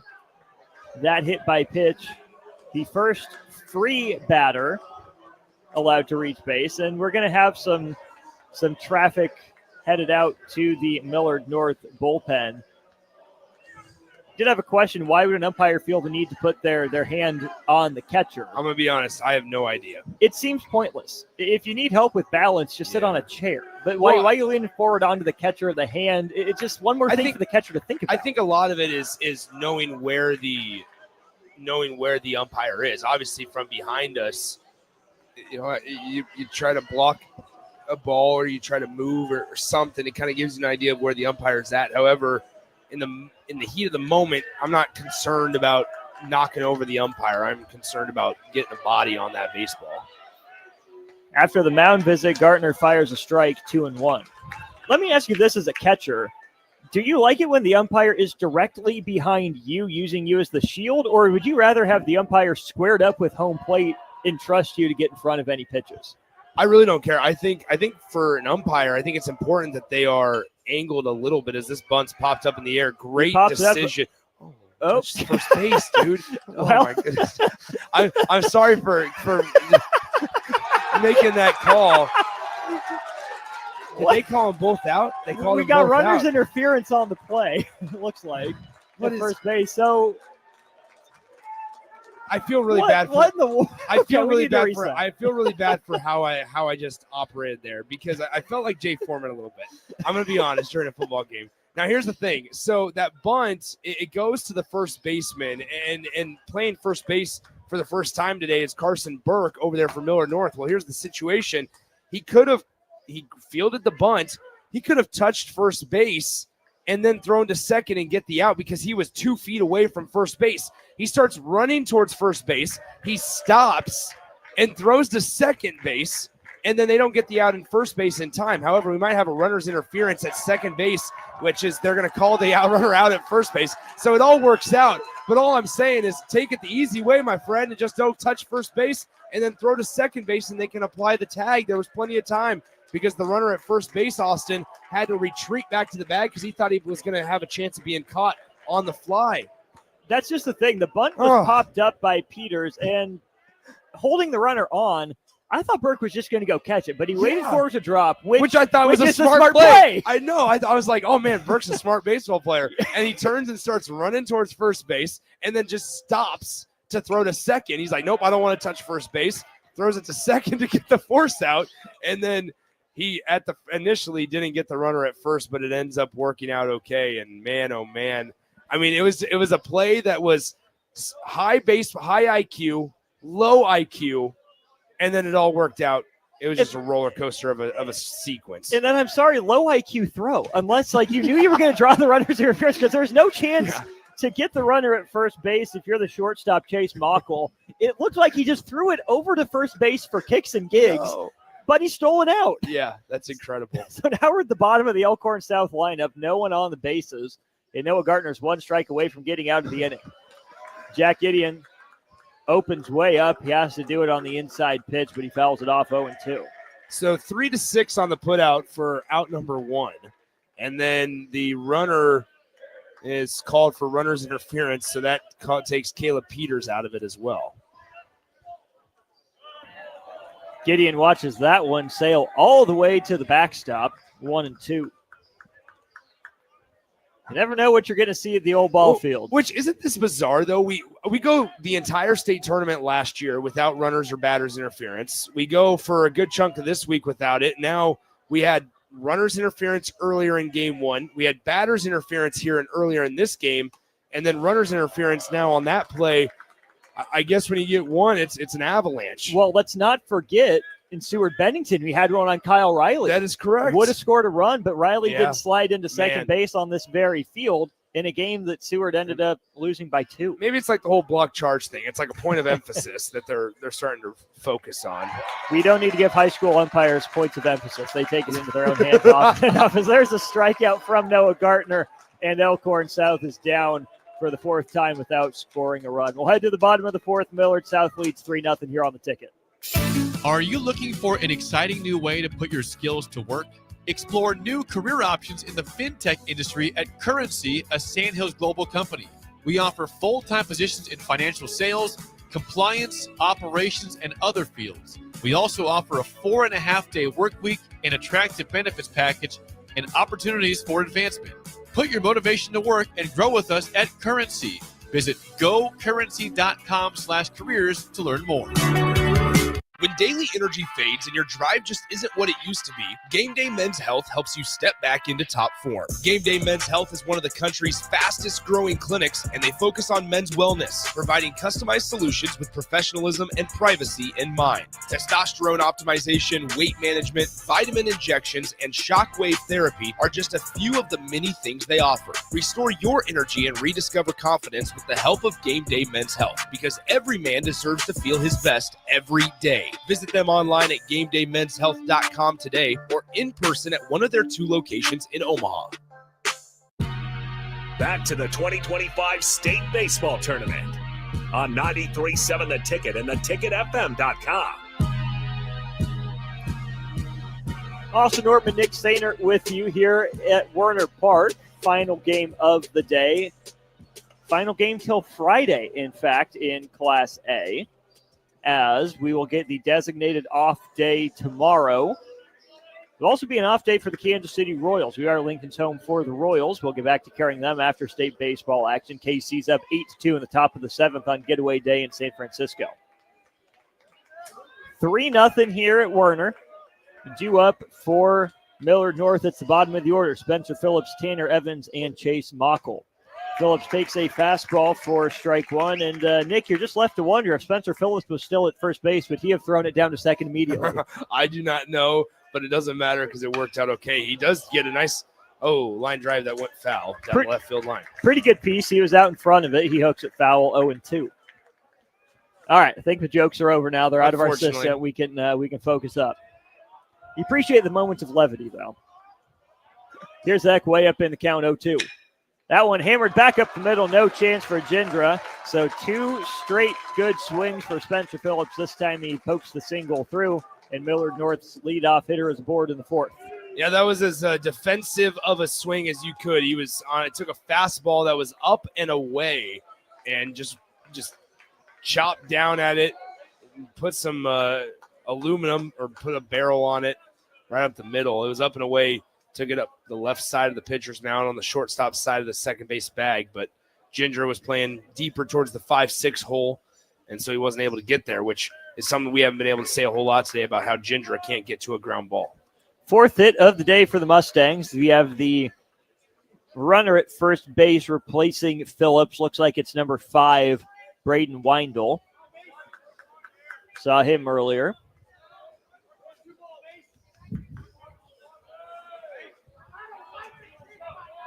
Weindel away from first. Tanner Evans, the batter, 8th in this lineup. Eck picks over. Back in plenty of time is number 5. Tanner Evans drew a walk. He attempted to steal second base, but was sent back to first on that batter's interference. Evans now squares to bunt. He puts it down the third baseline. Gorup was charging hard. He'll take it back to first in plenty of time. Unnecessary throw down to second there by Owen Musil, as Weindel had put on the brakes at second base. Musil Tried the back pick, but was not available. So runner moves up into scoring position with one out for the 9-hole hitter, Chase Mockle. He's the one that did get called out on that batter's interference as Gideon airmailed the throw into center field in the second. Great job by Gorup, though, at third base, fielding that ball with his glove hand. And what I mean by that is that bunt had a little bit too much juice still on it when it was going to be fielded by Gorup. If he tries to barehand it, he might have made the play, and it would have been a really nice play. However, he was able to have enough time, field it with your glove, make the clean transfer, throw it over to first in time, rather than trying to make a routine play spectacular. He made the play easy by charging hard, getting there in plenty of time. Keeping it routine. Mason Eck brings home the breaking ball for a strike, 0-1 to Chase Mockle. Mockle's a senior, 2'11" batter. He's a righty. Got almost a tiger camo bat. Certainly orange and black. Here's Eck set at the belt. Gives a check to the runner at second, brings it home. That one driven to left. Berliner's got a line on it. He camps underneath it. He'll get it in quickly to Gindra, 2 away. Mason Eck's done a good job, right? He's worked around a little bit of trouble, but for the most part, obviously still put up a 0. And, I mean, to this point, done a good job in relief of Devin Meyer. Devin Meyer was hit hard by this batter, Jackson Smith. A single and a homer. 2-run homer to right for Jackson Smith, picking up Mockle his last at bat. First pitch taken for a ball, 1-0. It's a good miss, though, by Eck. A fastball, lower and outer portion. Not much Smith will be able to do with that if he tries to put the same swing as he did his last at bat on it. Smith is a lefty. He awaits the pitch from the righty Eck. Here it comes. Low, 2-0. Now a guy that's in the zone, 4 hits on the day. Got to find a way to get back in the count, but not give him something too pretty. Either got to locate a fastball or maybe you snap off a breaking ball. We'll see what Eck and the Millard South or Elkhorn South coaching staff decide to do. Well located on the outside portion for a strike, 2-1. For Elkhorn South, got to find a way to keep that runner off the board, keep your deficit at 3. Here comes X 2-1. Swung on, drilled to right. Cooper is going to let it drop. Did not get a good read on it. The base runner, Weindl, got a perfect jump. He wasn't slowing down for a second, and Jackson Smith comes through again. He's 3 for 3 with 3 runs driven in. An RBI single extends the Mustangs' lead to 4-0.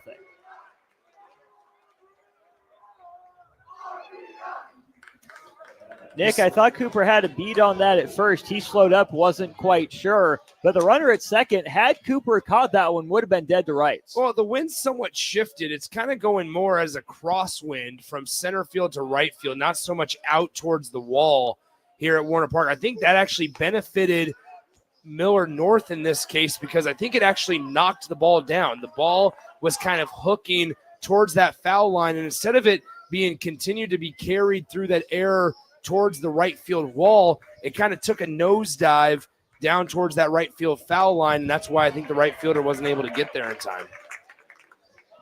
Ripken Flex squared the bunt on the first pitch. It was a ball. He played straight up that time, took a strike. X set with Smith at first base. Couple quick peeks.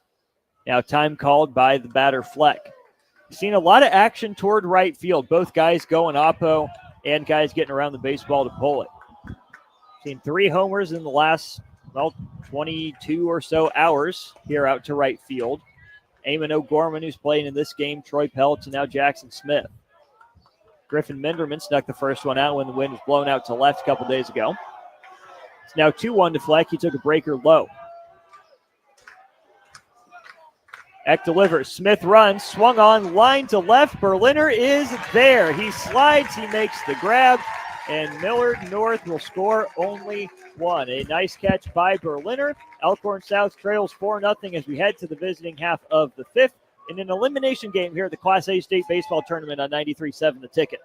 Garage doors can break down or quit working at the worst times. At Doors Plus, they understand that a broken garage door sometimes means repair and not replace. Sometimes, all you need to make your door like new again is a few bolts, a realignment, or even a new balance. Trust the pros at Doors Plus to handle your garage door repair the right way so you can get on with your busy schedule. Visit them online at DoorsPlusLLC.com or give them a call today at 402-590-5800. Doors Plus, garage doors and more.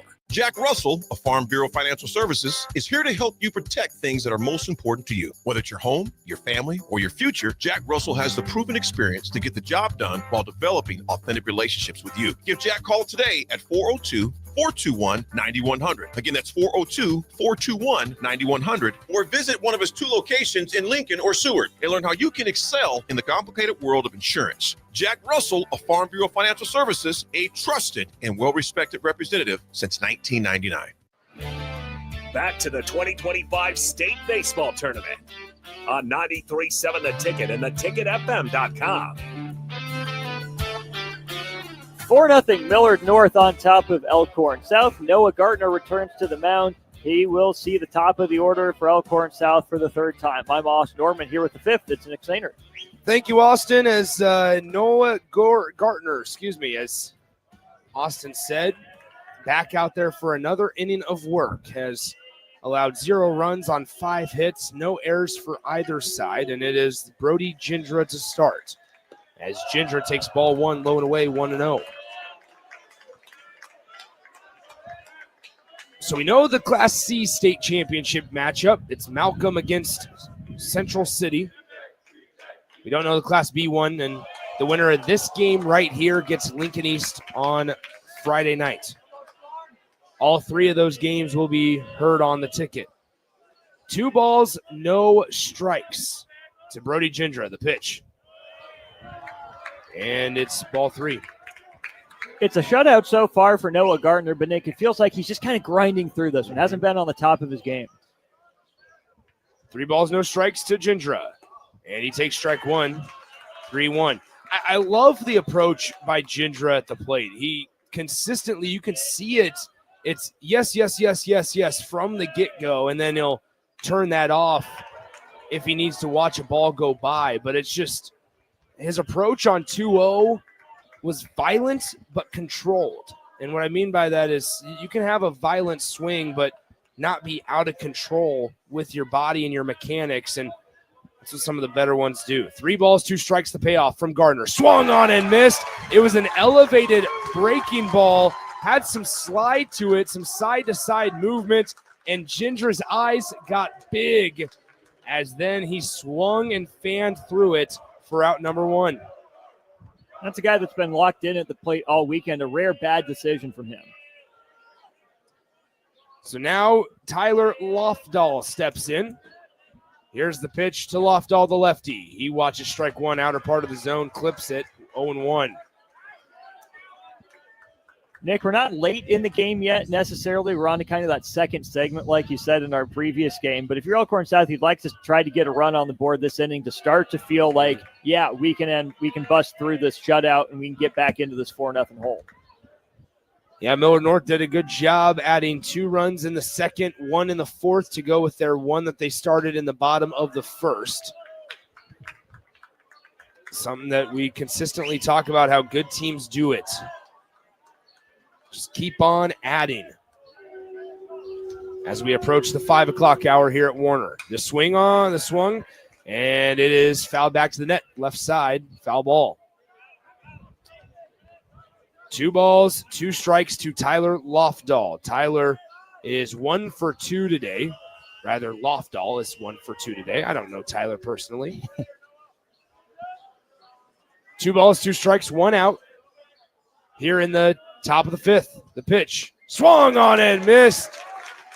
As Gardner able to get the first 2 Elkhorn South hitters here in the top of the 5th inning down on swinging strikeouts. That'll bring up Owen Musil, and I'll say it until I'm blue in the face, just waiting on Owen Musil to hit a big one. Not necessarily in the form of a home run, but really get into one. Owen Musil hitting third, has hit third the entire tournament. He's 0 for 2 today. Here's this one by Gardner is upstairs, ball 1-0. Just feels like either a gap shot or even if he gets out, just really get into one. Here's one hit well out to left field. It's trickling and trending towards the foul line, and it's going to be foul down that left field line for a long strike. 1-1. And it just still feels like, as far as he hit that down the left field line, felt like he extended his arms pretty early, and that wasn't the best we can see from Owen Musil. 1 ball, 1 strike, 2 outs here in the top of the 5th. Gardner trying to work a quick one.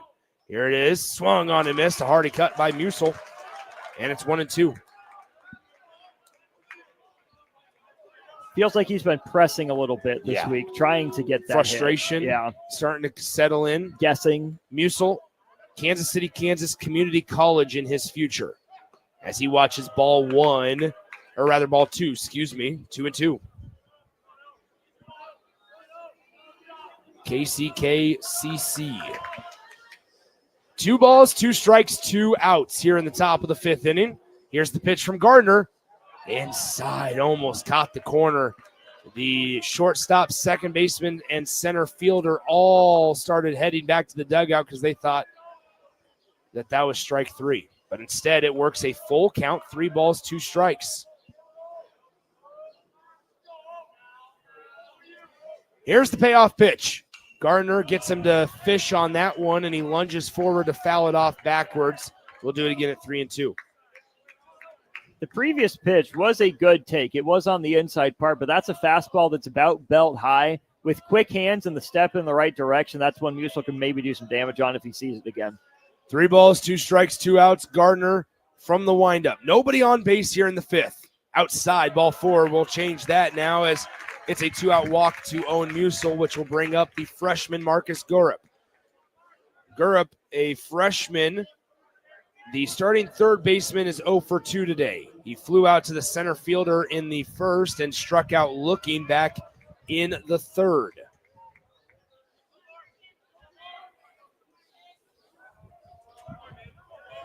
Two outs in the top of the 5th. A little bit of traffic on the base paths now with a runner at first base in Musil, who is not very far off the bag. And Gurup takes a strike, 0-1. Marcus, on the year, came into the tournament, .355 hitter, 1 long ball. The 0-1 count to Marcus Gurup. Swung on, fouled off right side. He was late on the fastball, 0-2. I think we got to give a lot of credit to Noah Gartner here, the pitcher on the mound for Millard North. Done a really good job of mixing his pitches, and there's enough speed change there where it's been keeping the Elkhorn South hitters off balance the entire day. No balls, 2 strikes. Here's the pitch. Upstairs, 1-2. I like going with the fastball. As you said, Gurup was late on the previous one that he fouled out. If you're going to waste a pitch on a fastball, that one was way high, and Hankins had to jump out of his stance. You're really aiming letter to shoulder high to try to get him to chase. 1 ball, 2 strikes, 2 outs, and it's up and in, 2-2. Elkhorn South, no runs on 5 hits, no errors, while Millard North, 4 runs on 5 hits as well, no errors for them. Runner at first base is Owen Musil. He drew a 2-out walk. Now the 2-2 pitch from Gardner is on its way to Gurup. It's skied high, but foul, and we'll do it again at 2-2.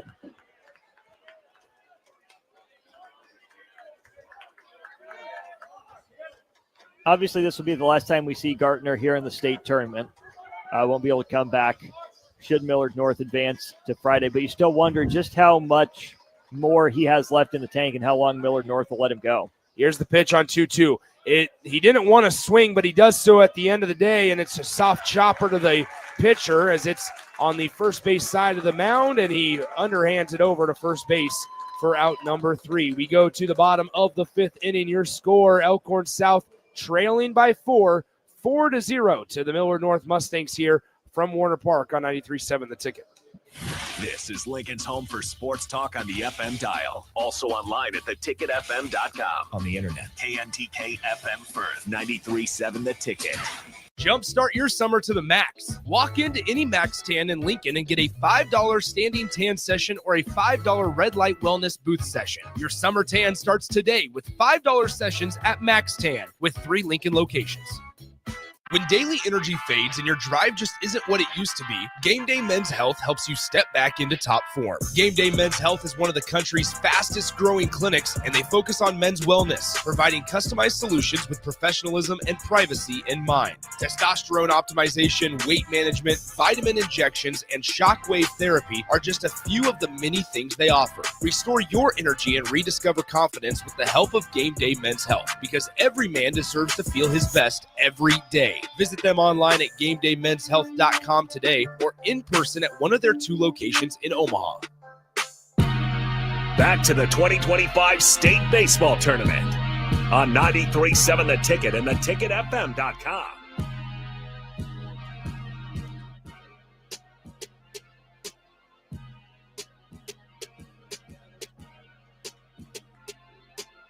Welcome back into Warner Park. Nick Sainert, Austin Norman with you. It's 4-0 Millard North out in front of Elkhorn South.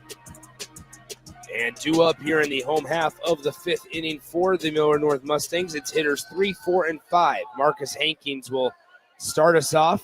Righty-righty matchup as Mason Eck back out there for his 3rd inning of work. And he throws ball 1 in there. 1-0. 1 ball, no strikes. Nobody out. Bottom of the 5th. The 1-0 pitch is fouled back. 1-1.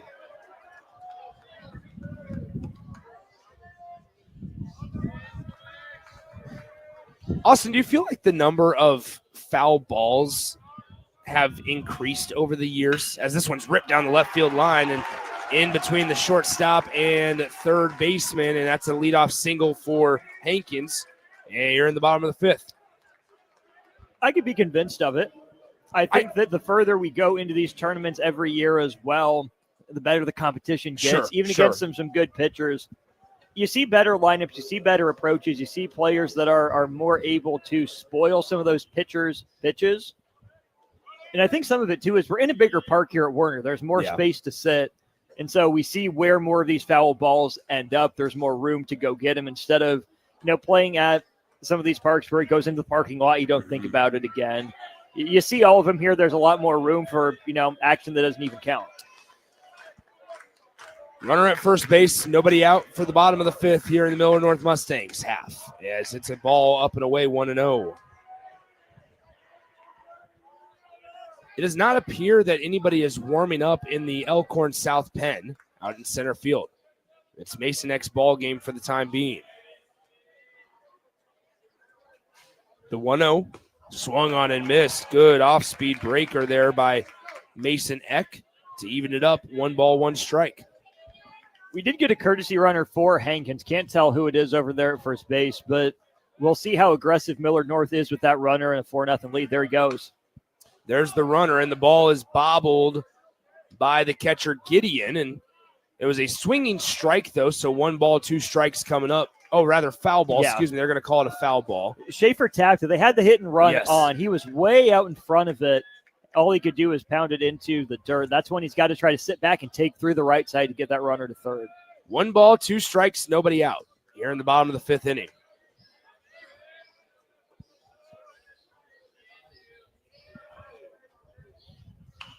Eck fires this one home. I don't think the ballpark's going to hold this one as it will get to the seats. And it's a foul ball.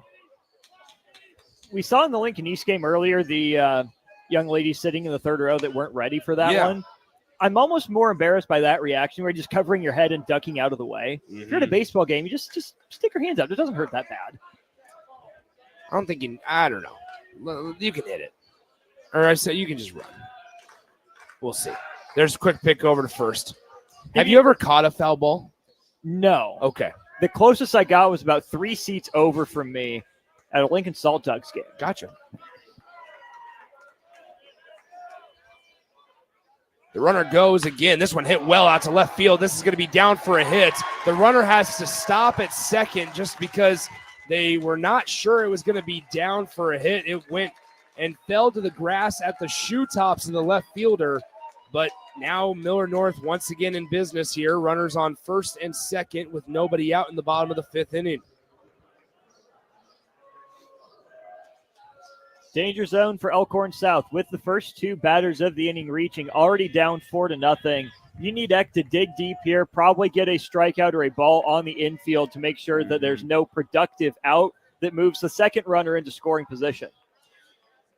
You'd imagine that Alex Burrish will be turning and squaring to bunt here. That third baseman playing even with the bag. That's Gorup down there. He turns and squares. He bunts it down the first base line instead. And a great base running decision there by Alex Burrish to just stop and start backpedaling. So Musil had to go to him as it delayed the play, the inevitable of him being out anyway, but it allowed the runners to move up their 90 feet stations to second and third base. Job well done by Alex Burrish. A little unorthodox grip on the bat to start that bunt off. He got his hands in position. And now the infield comes in for Elkhorn South. Don't forget courtesy runner at third for Hankins. Maybe we see a safety squeeze, especially if Millard North feels comfortable with what Noah Gartner's giving it. Thinks really all it could use is one more insurance run. Carson Burke steps in. He takes ball 1 outside, 1-0. The other important part is Gideon's got to be a brick wall back here, Nick. 1 ball, no strike, 1 out. Bottom of the 5th, Millard North trying to add on to their 4-run lead. It's strike 1 inside corner, 1-1. Just past the 5 o'clock hour here at Warner Park. Thanks for joining us all day long, all week long here. It'll be a normal off day tomorrow, so a normal programming day at the Ticket. The 1-1 pitch is fouled off to the screen, and we'll go again at 1-2. If you're Burke, a sophomore, it's still a big moment in this game. 4 runs isn't something we haven't seen before in this very tournament, even today. Just do your job. You don't need to do too much. Get a ball to the outfield. At the very least, it'll score 1. 1 ball, 2 strikes. Here's the pitch. Outside, 2-2. First base is open. Don't really feel like you'd want to walk the 6-hole hitter, though. Carson Burke. 2 balls, 2 strikes, 1 out. 4-0 your score. Here's the pitch. Swung on, hit well, and it's going to be in fair territory down that left field line. Rounding third and scoring easily is Schaefer from second base, and that extends the Millard North lead to 6-0 here with 1 out in the bottom of the 5th. Schaefer's got such a great eye and ear for reading. He was able to get really far off of second base with Jindra in on the grass, trying to cut down the run on a ground ball at home plate. That was flicked just beyond the dirt, barely into the outfield grass. And now Millard South, if they weren't already in full control of this game, it sure feels like it now up 6-0. So Millard North leads 6-0 over Elkhorn South. Here's the pitch, and it's in there for a strike. 0-1 to Spencer Phillips, the designated hitter. That ball snuck just inside the chalk down the third base line in shallow left field. And it was enough to score not one, but both of the runners. Is this one going to be rolled over? Tough play in the gap for Jindra. He plants his back foot, makes the long throw across the diamond. Tough play for Brody Jindra. I cannot say that enough as he once again, deep in the 5-6 hole, backhands it. The ball wasn't hit incredibly hard, but he fired a rocket over to Musil at first base, and he gets the backside runner out on 6-3 ground out for out number 2. Moving up to second on the fielder's choice was Carson Burke, though. And so now with 2 outs, there's a runner in scoring position. First pitch of the at-bat to Tanner Evans is fouled off, 0-1. That's a nice play by the lady sitting in the back row down there. Fouled off the front of the suites, bounced right to her. She was ready for it. I didn't even get to see. I got this big wall sitting next to me. If I'm going to talk smack on the fans, I got to give them their due when they actually make That's it. right. That's right. I Totally appreciate that. So no balls, 1 strike coming up, and we have a quick conference on the mound with the catcher, Jack Gideon. Elkhorn South does now have a body warming up out there in center field.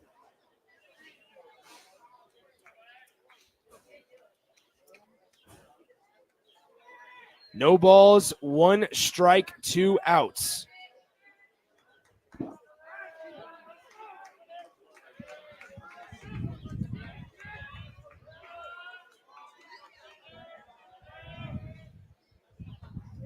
And now we have a timeout called at the plate by Tanner Evans.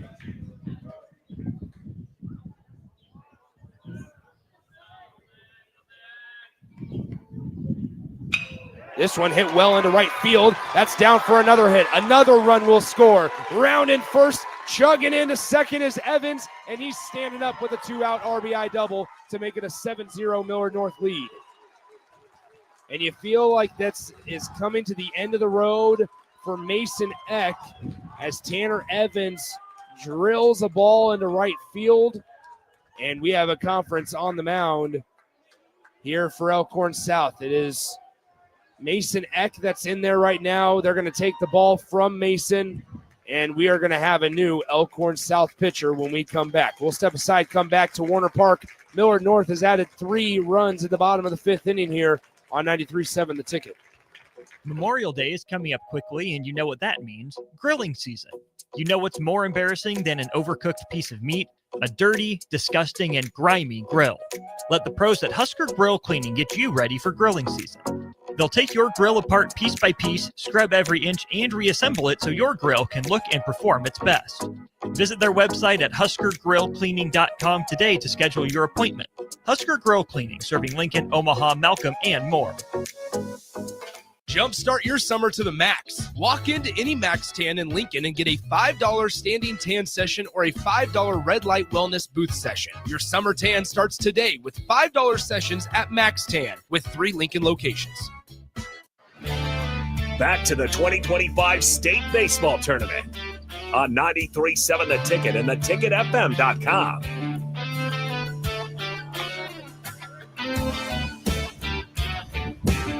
So the book is not quite closed on Mason Eck, but to this point, if Tanner Evans is stranded at second base here, Mason Eck will have gone 2 2/3 innings. He would have allowed 6 hits, 4 earned runs, walked 1 Millard North Mustang, 0 strikeouts in relief of Devin Meyer. And this was the concern coming into the day, Austin.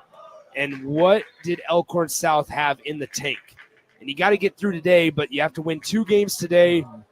The rest day tomorrow helps you, but looking ahead to Friday, it just was such a tough situation for Elkhorn South. It's not over yet. 7 runs, and it's a 7-run deficit. You're going to have 2 cracks left at it, but they turned to number 18, Cal Cooper, out of the pen. When you look at it's not going to be Cal Cooper. He's a lefty. I'm going to guess this is 19. 16. So Brody Parks. Okay, senior. 16, not 18. But to your point for Elkhorn South, no, it's not over. That's the beauty of baseball. No pitch clock here in the high school ranks. So there's not even that, right? You still got to get 6 outs. But for Elkhorn South, you've had so many chances. You've had runners on base all day, just been unable to push them across the finish line. The later this gets, the more it feels like things are slanted Millard North's way. And a big credit to the Mustangs, Nick. They've had a good approach all day. They've waited for pitches that they can handle. They've done some pretty solid damage on it. I mean, you look up, we're in the 5th inning. Millard North has scored 4 out of 5 innings already. Mm-hmm. Yeah, Millard North's done a really good job. Something that we gave credit to Lincoln East earlier today with was they score early and they score consistently. And they've scored in all innings but 1. So the first pitch for Parks is up and in for a ball to Chase Mockle.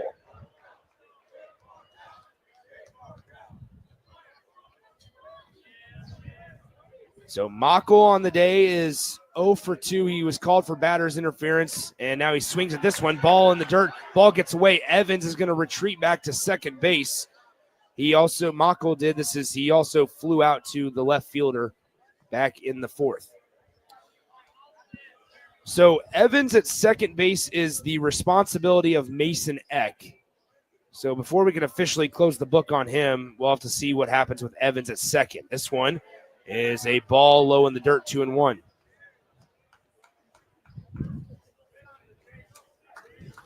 So after the conclusion of this game, we'll have ticket weeknights coming your way on 93.7 The Ticket.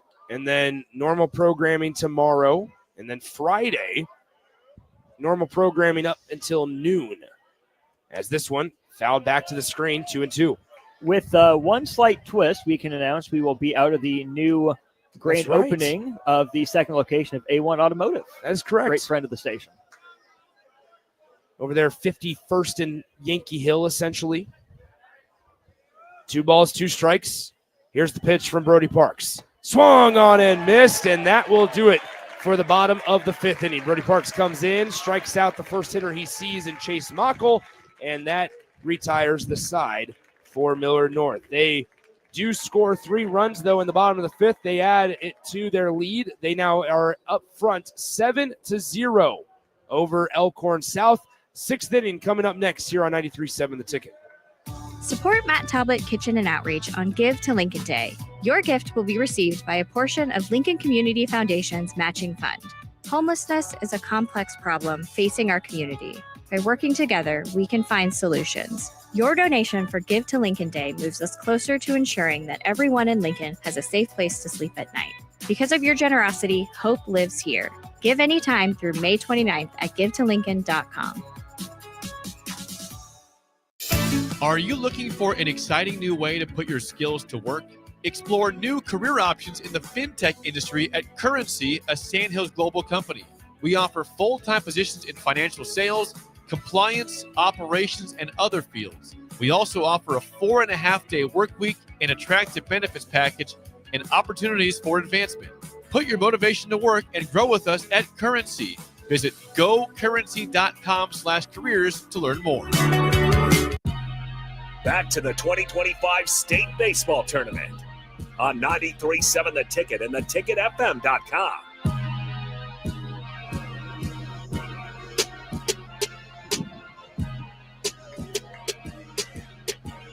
Welcome back to Warner Park. It's the top of the 6th inning. Got to get something going here soon if you are Elkhorn South. And here to tell you about the 6th inning, it's Austin Orman. Thank you very much, Nick. It'll be O'Gorman, Berliner, and Cooper. Storm trails 7-0. They got 6 outs left to work with. Noah Gartner has been effective. He fires a breaking ball across the outside corner. 0-1. O'Gorman today, 2 for 2 with a pair of singles. He leads off the 6th, chops that one down the first baseline, just foul. 0-2. Talk about body language. Much better game 2 for Millard North. Yeah. Elkhorn South has definitely been in the game, right? It's a 7-0 game. The Storm certainly will look back and rue the missed opportunities they had in the game's early going, including leaving the bases loaded and not capitalizing in the first. O'Gorman fouls it off. We'll do 0-2 again. And Nick, we've seen that can be, on the one hand, a trampoline for some teams. Like, okay, we got some confidence. We got after this guy as O'Gorman goes down looking for the first out of the top of the 6th. Some teams use it as a trampoline, as a shot of confidence. Hey, we can do this. We got this guy timed up. We'll get him next time.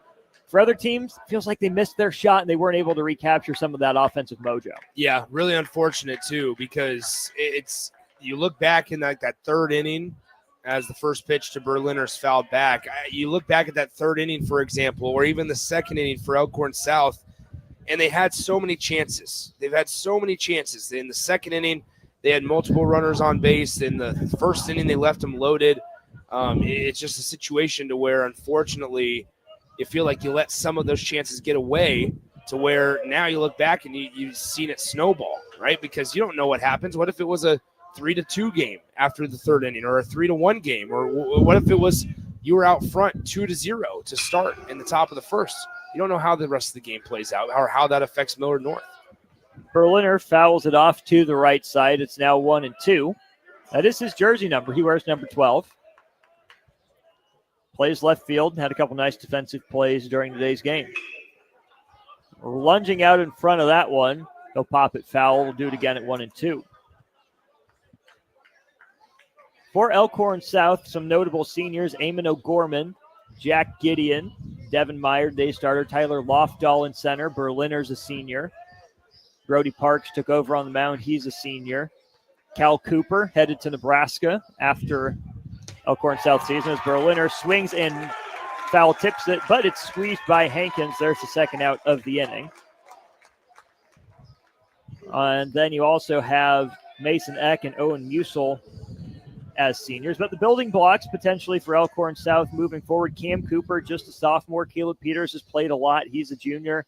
Uphoff started in the elimination game before, got the win. Here is Cam Cooper, by the way. Cam's 1 for 1 with a single and hit by pitch. Then the notable name, of course, Brody Gindra, still has a year of high school eligibility. Cooper in the right-handed batter's box awaits the pitch from Gardner on the first base side of the rubber. Cooper swings and misses. 1-1. On deck, we'll have a pinch hitter should Cooper reach, except now he's down in the count 1-2. Swings over the breaking ball. Johnny Cotton, sophomore, would hit for Caleb Peters if Cooper can get it to him. Here's Gardner's 1-2, swung on and missed. Hankins brings it into the glove and quietly passes the Storm. Down in order 1-2-3 with 3 strikeouts against Noah Gardner. His best inning of the day.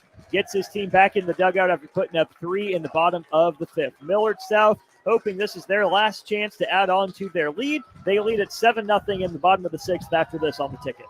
Put lawn irrigation on automatic. Think Judson Irrigation for worry-free service to Lincoln homeowners and business community. Judson Irrigation will turn on your sprinkler system in the spring, repair or redesign as needed, and turn it off in the fall. For service to orphan sprinklers, remember Judson Irrigation. They'll never forget you. Call the Judson Irrigation Orphanage 402-420-6277 or judsonirrigation.com. Your possibilities are endless at Doane University.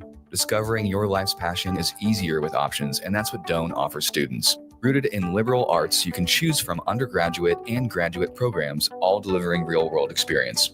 At Doane, we take a personal approach to education, giving you the guidance you need to own your future. It's not just our innovative learning, it's the feeling of being surrounded by possibilities that makes you different. Apply today at doane.edu/apply. Back to the 2025 State Baseball Tournament on 93.7 The Ticket and theticketfm.com. Millard North by a touchdown, 7-0 over Millard South as we enter play in the bottom of the 6th. It will be Brody Parks, on the mound again for Elkhorn South. He struck out Chase Mockle to finish off the 5th. That means he's dealing with the top of the order and the hottest hitter for Millard North, Jackson Smith. He's perfect on the day with a pair of singles, a 2-run homer, and an extra RBI on top of that. Parks misses with the fastball behind 1-0. Quickly set, brings it home, outside strike with a fastball 1-1. Kansas City Royals just wrapped up an 8-4 win over the San Francisco Giants. They will travel to Minnesota tomorrow. That one skips up there by Parks off the backstop, 2-1.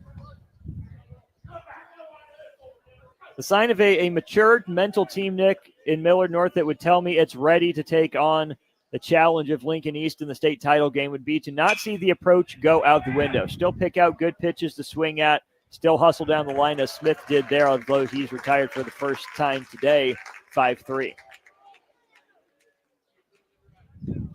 One away, Brody Parks gets a ground out on 4 pitches. So here is a pinch hitter for Ripken Fleck. It'll be number 10, Clayton Mathiasen. He's a senior, 5 for 22 coming into the state tournament. He will feature on the mound as a 2.80 ERA.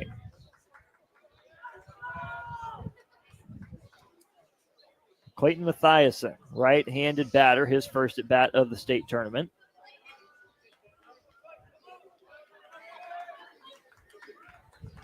Mathiasen, an open stance, rests the bat on his shoulder. He'll pick it up now as Parks brings it home. First pitch he sees, he lines it into right field for a single. Cool moment for Clayton Mathiasen. His first at-bat of the state tournament goes in the books as a solid line drive single to right field. That's what I'm talking about. Get up there, get ready to hit, swing the bat, Good things happen, my friend. Great job. A great piece of hitting. It was a great swing, too. Now we'll have another substitution at the plate. This will be number 6, Miles Bunger. Bunger listed as a second baseman in the program. He wears number 6. 4 hits in 21 recorded at bats. And how about this, Nick? 4 hits in 21 at bats. He's also driven in 4 runs and scored 4 times. Some nice symmetry. Yeah. Bunger takes the pitch low, 1-0. I have been notified that since you announced the Royals score, that I should be allowed to announce the Cubs score. Now, granted, we are the Royals affiliate. We are. So I am just being a company man. Yes, exactly. As Bunger takes it high for a ball, 2-0. But the Cubs did win against the Miami Marlins 2-1. They did. We were watching that in the periphery earlier today. That is correct. Great week for baseball. State tournament action, conference incredible. tournament action. Can't ask for much more. Bunger watches that one low, 3-0. I'm just telling you what the people are saying about text or about texting me. We are nothing if not humble servants of the people who have made the choice to tune into 93.7 The Ticket. We appreciate each and every one of them. 3-0 swung on. Don't see that often, but Miles Bunger got the green light here with a 7-0 lead. He fouls it off to the right side, 3-1. From the bottom of our hearts, not a flippant throwaway line, a thank you to everyone who's made state baseball possible. Our 5 wonderful sponsors, our great board ops, Harrison and Jackson, as Bunger takes a ball for a called strike, full count. Gideon didn't sell that one, so it's full count with 1 out. Big thanks to everyone here at Warner Park for making everything easily accessible, getting it done. Bunger fouls it off. We'll do it again, 3-2. NSAA puts on a great event. It's always a blast out here at state baseball. Elkhorn South had themselves a grand old time in the first game as they staved off elimination to force this one. It's been all Millard North so far. 7 runs on 10 hits for the Mustangs through 5 innings and change. Bunger rolls over that one. Gorup in has trouble on the transfer, but he still gets it across the diamond in time for the second out of the inning. Not a clean play, but the out gets recorded nonetheless. Runner moves up to second base. That's Clayton Mathiasen. Now stepping into the batter's box, looking to add to the 7-0 lead, will be Caden Schaefer. Schaefer listed at 1 for 2 today. He singled and scored. He's drawn a walk and grounded out to shortstop. He faces Brody Parks. Parks the righty, as is Schaefer. Fastball high, 1-0.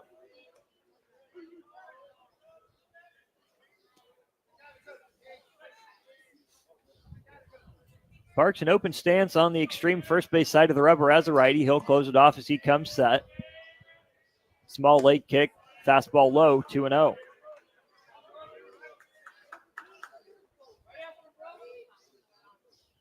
Wind still blowing, not as severely as it has been. Good crowd on hand, but the Elkhorn South student section went from Jersey Day to Chair Day. Changed their costume mid-game. Schaefer rips that one. That should be worth another run. Mathiasen will get the wave around third. He'll score standing up, and Caden Schaefer extends Millard North's lead to 8-0 in the 6th.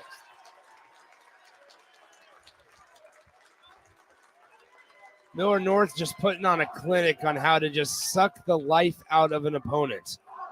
1 run in the first, 2 in the second, 1 in the fourth, 3 in the fifth, and now 1 in the 6th. It's been 1 spots and then a couple of crooked numbers mixed in there. Just a clinic here. Now Burrish rips one in the air. Lofdahl sees that one drop to the grass in front of him. So back-to-back singles. Now 2 on with 2 outs for the Mustangs. It's been the difference. Obviously, you think about the 2-run blast by Jackson Smith, but even take that off the board, it still would be 6-0 in favor of Millard North. And Elkhorn South hasn't had as many opportunities, only 5 hits compared to the 12 for the Mustangs. But you think about every run that Elkhorn South would have scored, the butterfly effect, how would that have changed the game? As Parks misses, they'll give him credit for it, actually, 0-1. Like our strike zone is expanding as this game continues to tilt in the favor of the home team. The winning run is also on first base. True. We could be in store for a walk-off. That one driven in the air. Looks like Cooper has it lined up. He's drifting back, makes the catch. So we will end up playing the 7th inning as Burke flies out to right field. All right, Elkhorn South in the 7th inning will need 8 runs or more to give themselves a shot to keep playing. 3 outs is all they have remaining. Millard North can taste a state championship appearance. We'll see if the Mustangs can finish it off after this on 93.7 The Ticket. Load up on meat and more this spring at the Mercado by Certified Piedmontese. This week's special through May 27th is $1 off hamburger and hot dog buns, $1 off Plum Creek chicken wings, 15% off barbecue sauces, and 15% off burgers, hot dogs, and brats. The Mercado has locations at 84th and Havelock, 30th and Yankee Hill, and now 85th and Old Cheney in Lincoln, or 168th and Maple in Omaha. Get to the Mercado today for the best meat in town. Jumpstart your summer to the max. Walk into any Max Tan in Lincoln and get a $5 standing tan session or a $5 red light wellness booth session. Your summer tan starts today with $5 sessions at Max Tan with 3 Lincoln locations. Back to the 2025 State Baseball Tournament on 93.7 The Ticket and theticketfm.com. Here we go into the 7th inning and the last game of the day. We won't be back here until Friday for state championships. We got 1 ticket punched in Class A. It's Lincoln East. There's a new arm on the mound for Millard North. Mustangs looking to close out the game with an 8-0 lead for the 7th inning. Nick Sainer. Thank you, Austin. Noah Gartner goes 6 innings of 5 hits allowed baseball. No runs on the board for Elkhorn South. No runs allowed for Noah Gartner, the future Husker. Great outing there as Millard North, like we talked about early in the early going, they might not admit it, but they were hoping to save Noah Gartner for the state championship game. But if you are Lincoln East and watching at home, you're sitting there saying, we're thrilled that Noah Gartner had to throw against Elkhorn South. Despite with having a day of rest tomorrow, we will have off days tomorrow. 8-0 is your score. We're going to have a pinch hitter to start. It'll be John Cotton instead of Caleb Peters. Cotton got a pinch hit at bat yesterday, got on base, and then ended up getting doubled up on his failure to tag at first base.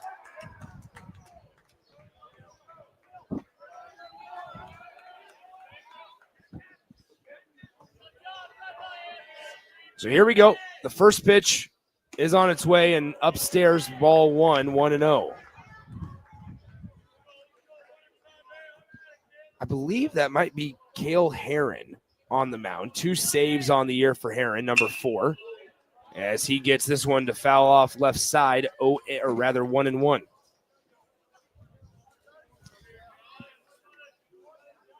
The black uniforms are sharp, but the blue letters are difficult to see.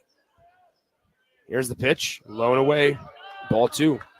Millard West had something similar. Theirs was just more the outline of the number, and it was very thin, which made it darn near impossible to see. With Millard North's, at least when they turn their back, you can see, but didn't get a good look at it during the half inning. Guys don't turn their backs very often, as this one's floated out to center field, and his center fielder is there to make the play for out number 1.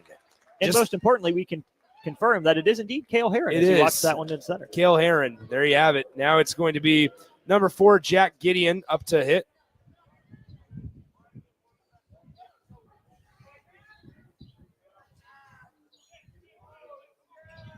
Brody Gindra is in the on-deck circle. But first, it's Jack Gideon, the pitch. Up and away, ball 1. You know, I will say this. It's been a complete flip-flop on momentum from game 1 to game 2. Really impressive job by Bob Levoc's squad over there in the Millard North dugout. Coming back after losing game 1 A great job by them to settle back in, get their mentality in the right spot, get in the right headspace, and come back and really dominate this one from the start. They allowed 3 runners on base in the top of the first inning, but Noah Gardner did a good job getting out of that inning unscathed. Here's the 3-0 to Jack Gideon. It's on its way from Heron, and it's down the middle for a strike, 3-1. So we will be on the air for our next baseball broadcast on Friday. We'll join you around 11:45 as this 3-1 pitch is tapped left side.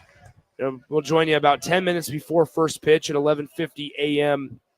here from Warner as ahead of the Class C state championship game. Malcolm for the 3rd year in a row, and then Central City Centura. That's right. Opposing them. That'll be at 12 o'clock. Then the Class B title game will be at 3:30.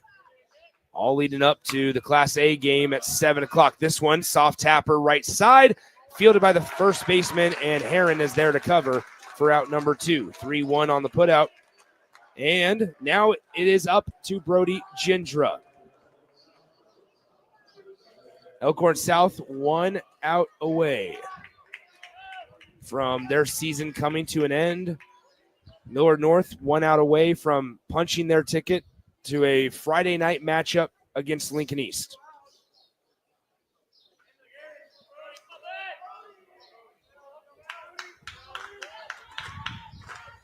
So here's Brody Gindra, the future Husker, facing Heron on the mound. It's up and away, ball 1.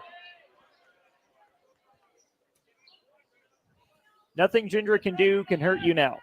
Go right at him if you're Heron. Here's the 1-0. Low and away, ball 2. Let me say it again. Maybe you'll hear me this time. Nothing Gindra can do can hurt you. Yeah, Go right. at him, Cale Heron. 2 balls, no strikes, 2 outs here in the top of the 7th inning. 2-0 pitch is on the outer part of the zone, strike 1. Just took a sec for the message to sink in. There you go. You said it louder that second time. More authority behind it. Yeah. 2 balls, 1 strike, 2 outs. 1 out away from Millard North. Here's the pitch. And outside corner, breaking ball, clips it, 2-2. Maybe I should be a pitching coach. Yeah, maybe. 2 balls, 2 strikes, 2 outs here in the top of the 7th inning. Brody Gindra at the plate. Cale Heron trying to slam the door. Breaking ball, foul ball. Off the knob, maybe. It looked awkward. Brody Gindra half-heartedly swung at that one.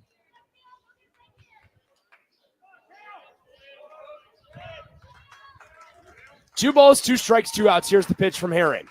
Outside, ball 3.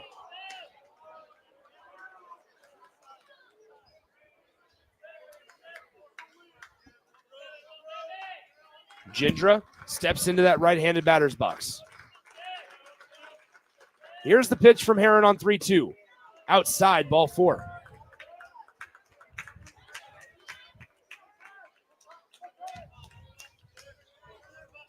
So Brody Gindra will now occupy first base. And stepping up to the box, it's number 10, the center fielder, Tyler Lofdahl.